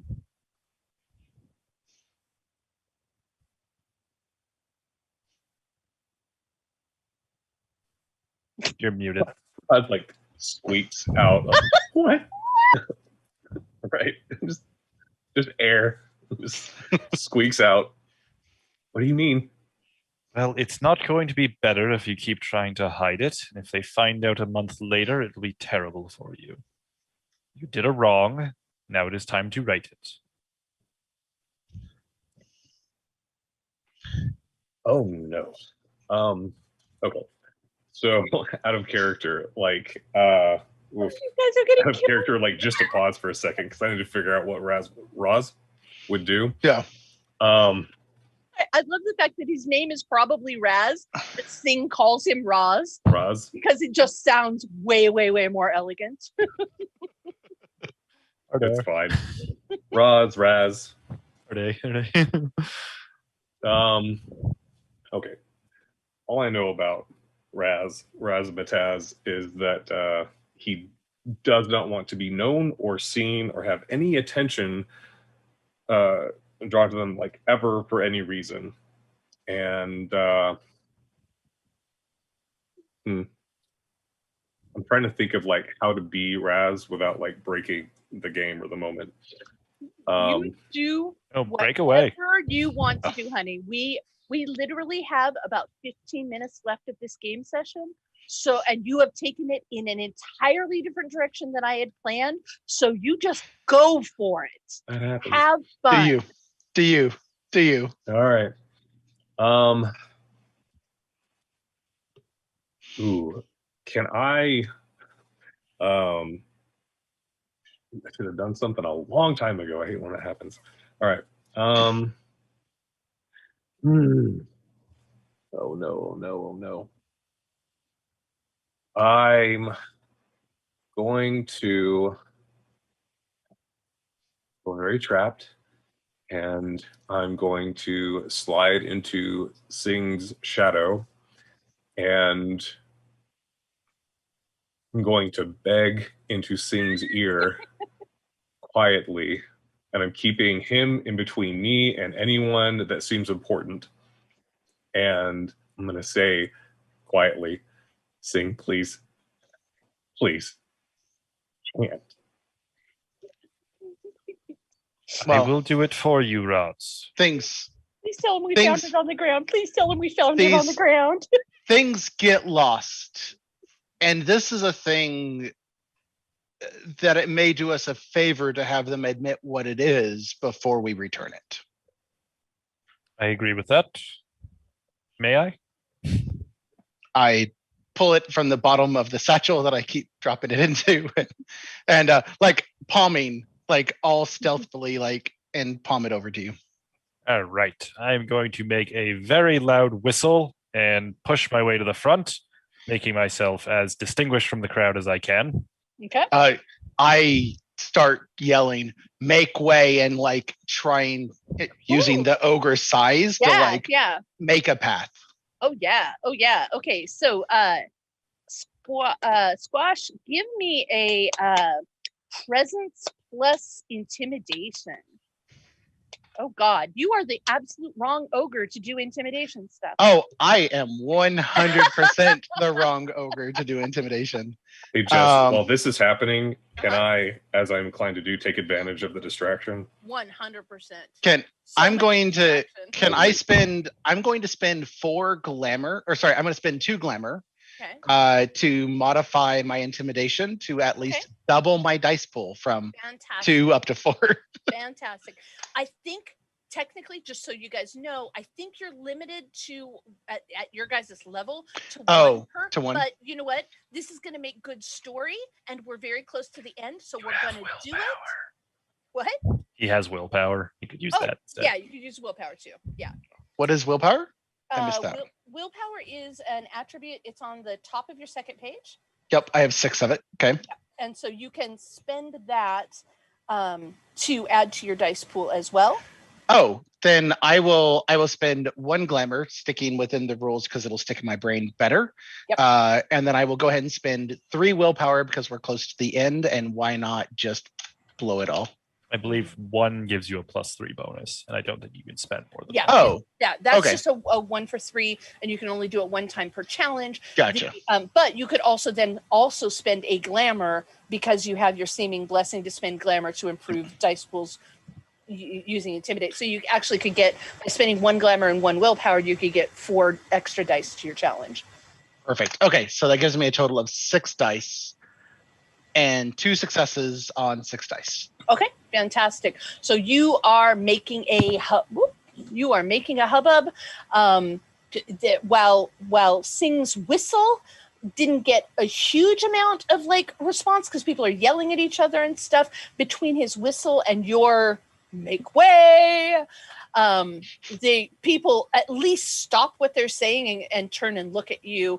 Some of the folks that are not in the pavilion but are in the kind of crowd between there, or like start elbowing each other and like kind of backing out of their way to let you walk through because you look intimidating and they're not really sure exactly who you are, so they're going to make way. And then Raz, what do you do? So who's the guy that's making the biggest stink about this? Is it the dragon-faced? Dragon-faced guy, yeah. It looks like he's doing it on behalf of, his name's Roderick, and he looks like he's doing it on behalf of Maximilian. Right. The big tree. Sure. So I want to see if can I use Light the Path on Roderick to figure out what his motivation is, like why he's doing what he's doing right now. Of course. Learn the motivation. Yeah, definitely. Okay, so that is a contract. This is the first time we actually used any of your guys' contracts. So when you're looking at your contracts, you've got a basic you got the title, a basic description, the cost, the dice pool that you're going to roll, and this is a contested because you're doing it against him. Right. The action instant just is your normal action you can do once per round. The catch is kind of interesting. What a catch is if you can fulfill the catch, you don't have to spend the glamour for the contract to be activated. So because you have not caught him in a lie previously, you don't get to activate the catch. But in certain circumstances, you could do that and thus cast your contract, basically activate your contract for free. Then the success is learns one of the subject's motivations for a specific action or statement. So yeah, please feel free. Give me a wits plus weird. Your weird is one of your other traits. It's on the top of your second page. How weird am I? You are. I'm not that weird. Yeah, no, you're all baby changelings. So you're. I thought it was weirder than that. Oh, honey, you are. You are. Don't worry about it. You have no idea.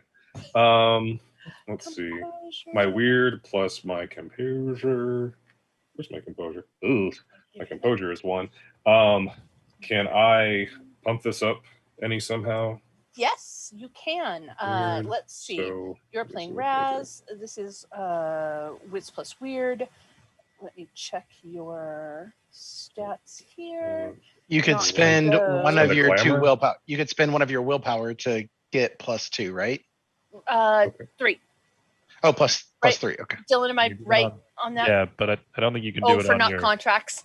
magic Not for abilities. context. Can I use my okay, I don't know if I can string these together. So if I can't so my Kith talent says I can spend 1 point of glamour to add weird. No, that's for speed. Never mind. Speed or initiative. Yeah, I checked it Yeah, over. I don't think anything Not applicable. that Sorry. you've got. So I guess I've got 2. Luckily, he's not very composed either because he's kind of a hothead as a dragon. So, and he got a 1 and a 3. So get me 1 success and you beat him. I'm an air elemental. Right, blowing on your dice. I noticed that. Oh, No successes? no dice. Oh, that's okay. So it's just a push. He doesn't realize that you've done it. Okay. You didn't get any information.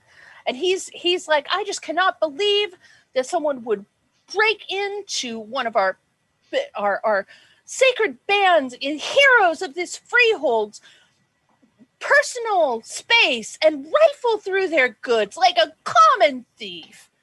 So he's making at least his overt motivation pretty clear, although you can't really tell whether that's actually where he's coming from or not.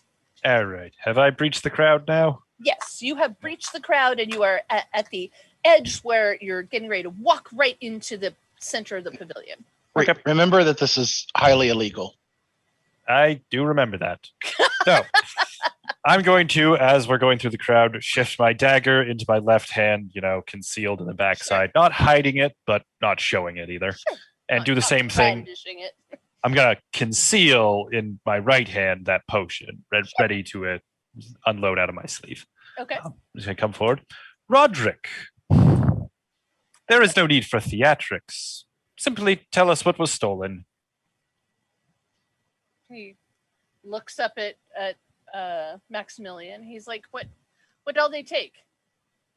And Maximilian's like, stuff, my things. That is quite vague. Are you sure anything was stolen? Perhaps you simply misplaced it. I did not. Are you calling me a liar? I have misplaced plenty of things. That wouldn't make you a liar. Your faults are not mine. Oh, well, if you know what's missing and you're blaming this, you're blaming this sorry, name again, the shade. Oh, Darkling. the Darkling? The Darkling, thank you. And you're blaming this Darkling, then could we not search the Darkling for it? But we need to know what we're looking for.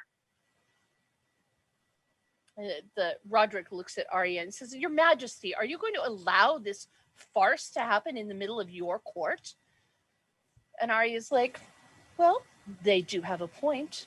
What was stolen, Maximilian?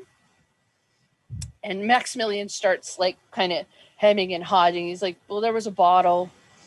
And it had a cork, had some stuff in it. I don't know.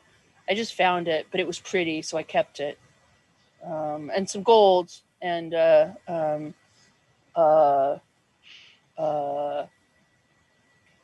I think that was all it. But probably took more, but that's all I know.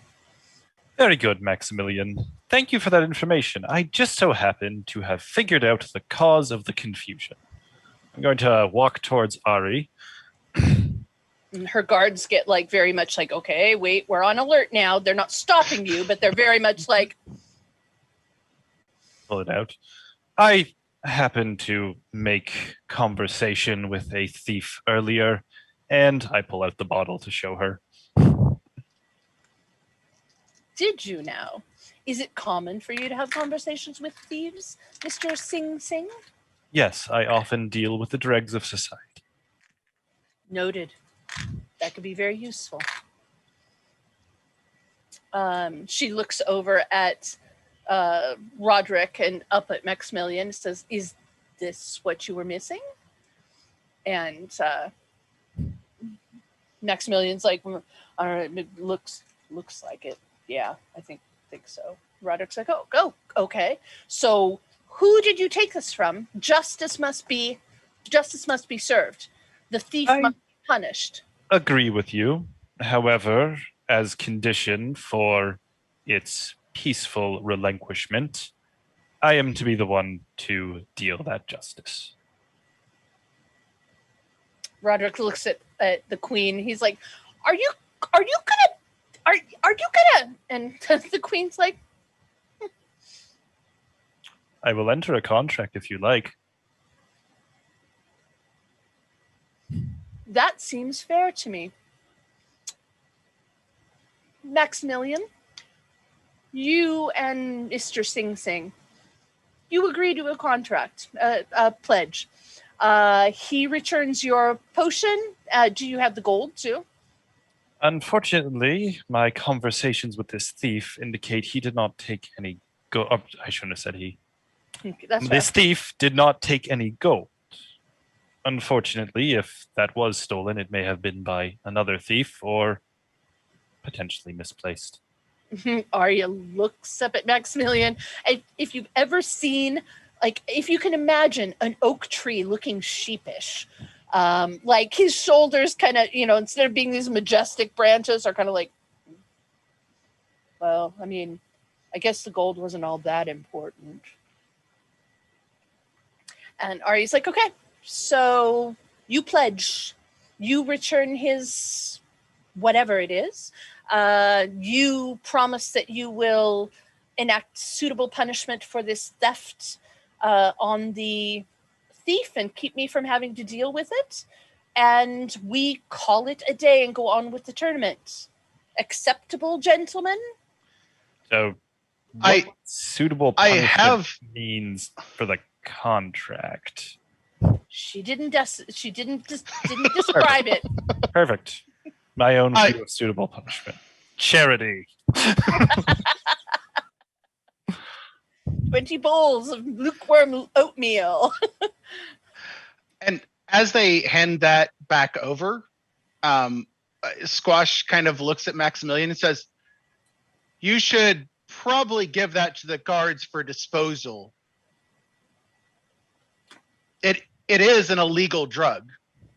The queen's eyebrows go up to here. Is it now?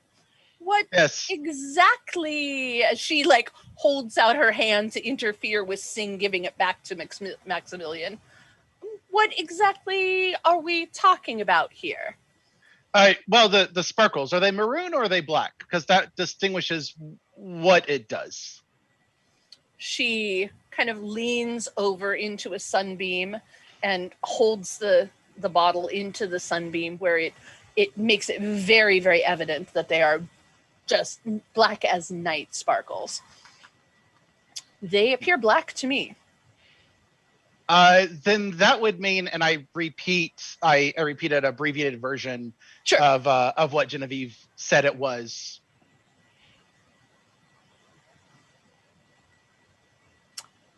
Really? Maximilian, you're bringing this into my court? And he's like, well, I mean, I didn't know what it was. I just found it, and it was pretty, and I just didn't. I wouldn't. I wouldn't do anything to hurt you, Your Majesty. You have my undying loyalty. You know that, right? And Arya's just like, I think perhaps I'll hold on to this. I understand that might make it difficult for you to complete your pledge because this will not be going where it needs to go. So perhaps... No worries, Maximilian. My word is as good as any contract. I see. She hands the bottle of Mercina potion to one of her guards and says, put that somewhere safe. And looks at Maximilian and says, you are dismissed. And he gets ready to go like he's going out to the tournament field. And she calls him back and says, no, you are dismissed. You may compete in next year's competitions. And he like looks like he's gonna complain, and Roderick's like, and she just silences them and says, "Would you like to join him, Roderick?" And Roderick's is like, "No, Your Majesty," and goes back to the golden band groups where they all start like talking really like animatedly between them. But she literally, like, they do not even exist to her anymore, and she turns her attention to the three of you. I can tell that Raz none of with you us? are. Oh, is Raz around? Is he visible? He's kind of like sliding out. Okay. Just, I appreciate your service today. I don't know exactly what was intended with that, but it was likely something disruptive. You have my gratitude. And she takes one of the golden ribbons out of her hair and twists it into a braid, so it's in like 3 parts, and clips it with her golden fingernails. And she holds it out so that there is a small piece of ribbon for each one of you.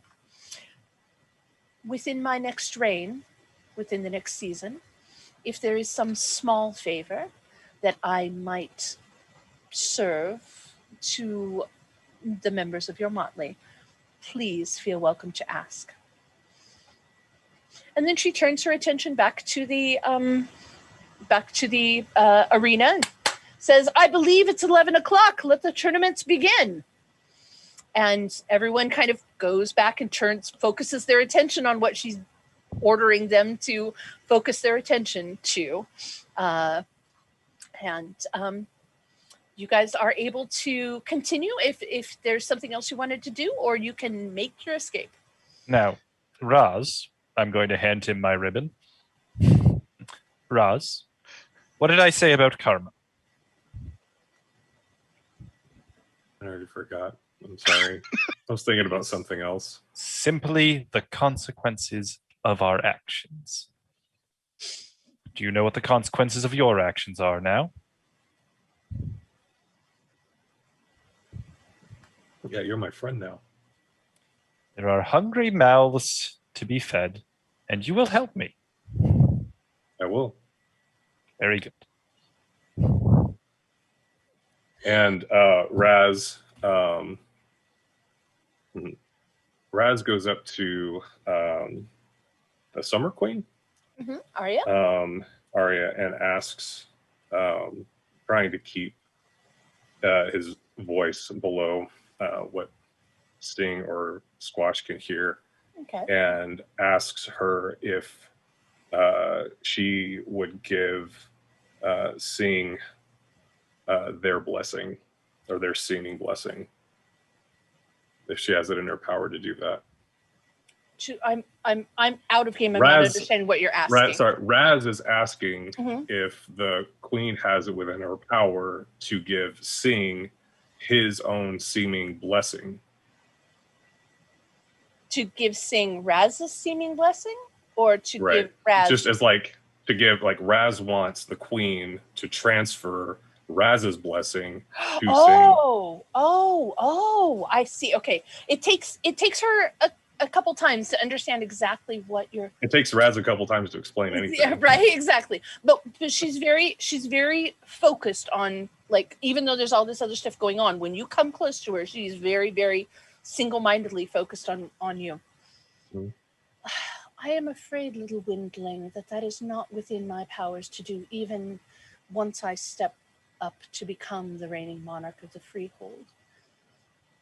But that individual should recognize that he is very blessed to have one such as you, who is so kind and generous to him. I hope that he treasures you in the way that you are deserved.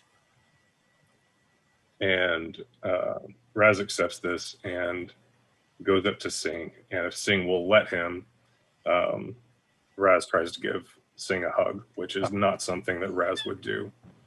And Raz is sort of shorter and puts his little head into Sing's chest and just cries. Oh, that's adorable.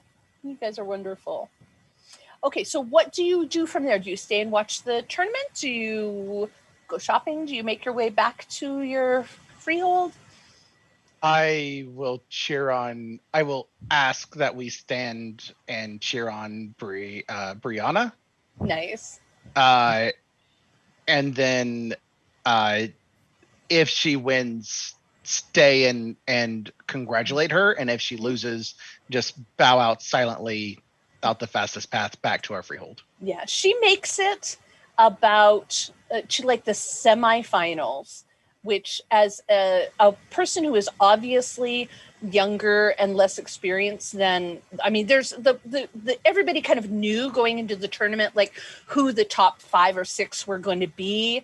There might be, one or two who made it fairly close there. But, the Golden Band guys really are the best of the best.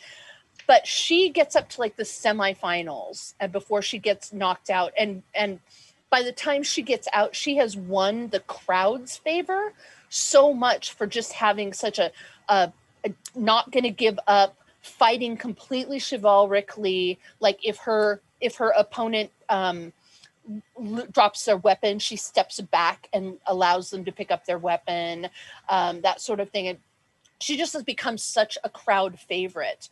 And you can tell the more her reputation is elevated, the madder the Golden Band folks get.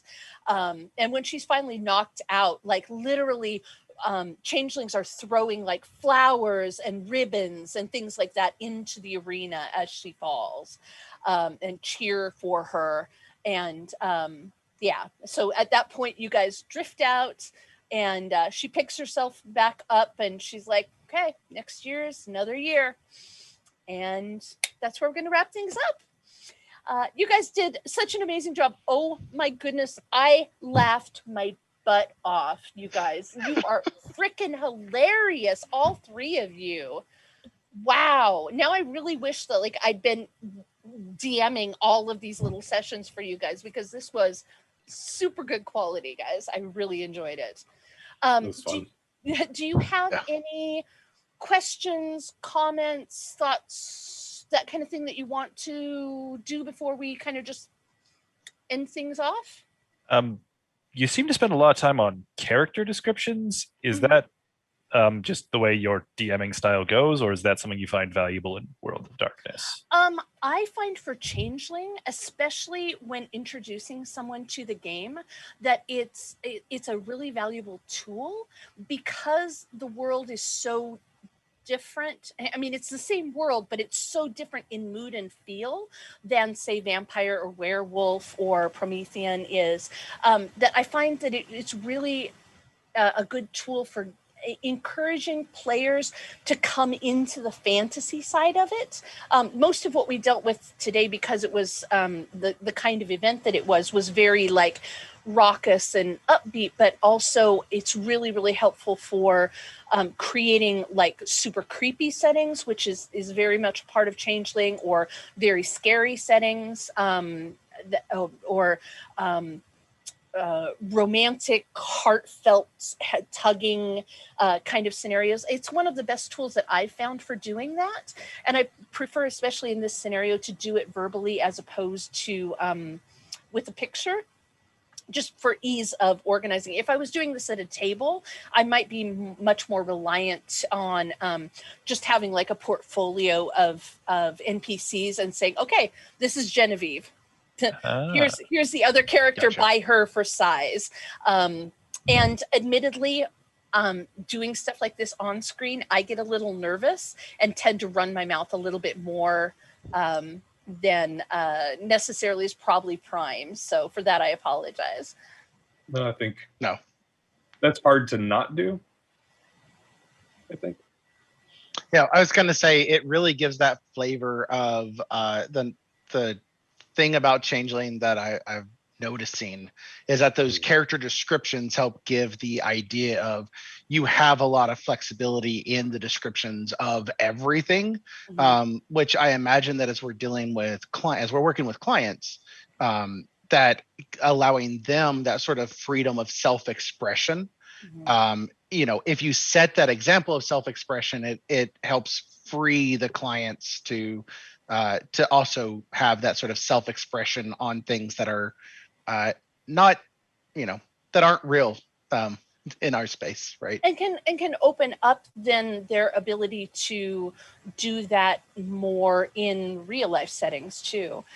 One of the things I've watched part of the videos that you guys go through in your Geek Therapeutics session, and one of the first videos that Dr. Megan put out, where she was talking about how important it is for mental health professionals to be able to play and actively model being silly for their clients, is something I really take to heart as a DM. I want to encourage all of the players at my table to immerse themselves as much as they possibly want to in their characters and feel supported and enabled to do that. So that's why I try to put a real big focus on making sure that all of my different characters that they're interacting with are as ludicrous as they could possibly want to be, so that way I can be the silliest one at the table if they're not comfortable, but they know that like I've already blazed that path for them. Awesome. I was wondering if you could explain what sort of improvisation you did during this session, because I'm guessing we threw you off in a few places. Oh, so okay, yeah, definitely. So the plot was supposed to be about the tournament, and Maximilian's Hob was going to use a dart gun, basically, to dart Brianna during a fight, and basically have everybody think that she had been killed because she had been rejecting the golden the sacred band, and then the plot was supposed to be about tracking the Hob through the market and through the hedge and investigating and finding out what he'd used and that kind of thing. But you guys got so into some of the other stuff, and then you stole the bottle before he could do it. So I was like, okay, well, I guess this is just gonna go in a different direction now. Luckily, Genevieve, the Shih Tzu, is an NPC that had already been like encountered in a previous cohort. So I had, when you guys were asking about brews, I'm like, oh, thank goodness I'd already made a brewer here. I know I can just drop her right in. Awesome. Yeah, so that's, I did not anticipate that was going to happen, but it was perfect.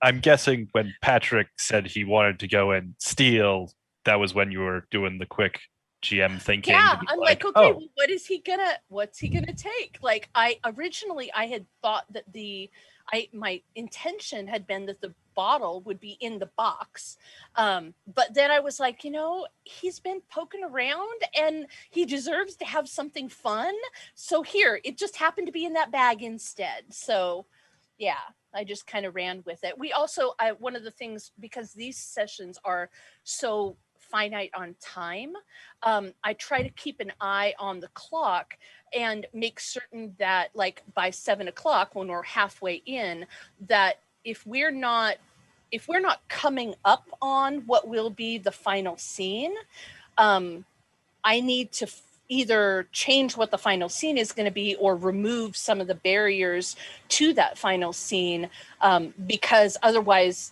we would still be playing at 10 o'clock at night. So it's been very challenging to learn how to both run a game and teach people about Changeling along the way within a very, very finite, small time period. But you guys all did so good, so well. Sorry. You're really good at like controlling it. I mean, you kind of like mentioned it, or like sort of like half in character, or I don't remember. I think like made note of like the time, and then like you really did like get us to the finish line at that point. I was like, I noticed that. Yeah, I'm gonna call that out. Like, that was pretty good. That was really. Thank you. Yeah, I definitely, the first couple times that I did this, we ran till like 8:30, 8:45, but I recognize that people, I'm on the West Coast, so I could keep playing for another 3 hours. It's still daylight here. But we had a gentleman in one of the first cohorts who was from Norway, and it was like the next morning for him, if I'm remembering the time schedules right. So definitely something to keep in mind. You know, and it's something also that, you know, with you guys, you know, you're running sessions on a client session. So, you know, you may have 50 minutes or whatever your, you know, your blocks are. So it's definitely a skill to think about. And it's just something that, you know, gets better with practice, at least in my experience. I've gotten better at it over the course of the different sessions that I've been running for different cohorts. So, but thank you. And speaking of which, it's like 8:20, so we should probably wrap up so that our genies behind the technical stuff can call it a night. Thank you guys very much. I'm Jess Hartley. I'm Jess Hartley on pretty much all social media. If at any point in the future you have any questions about Changeling or World of Darkness stuff or writing for the gaming industry or anything like that, please feel free to come to me. My office door is open at all times, okay? Awesome. Thanks. Thank you Take so care, much. guys. It was a Jess. blast. It was so much fun. Good night. All right. Good night. Good night.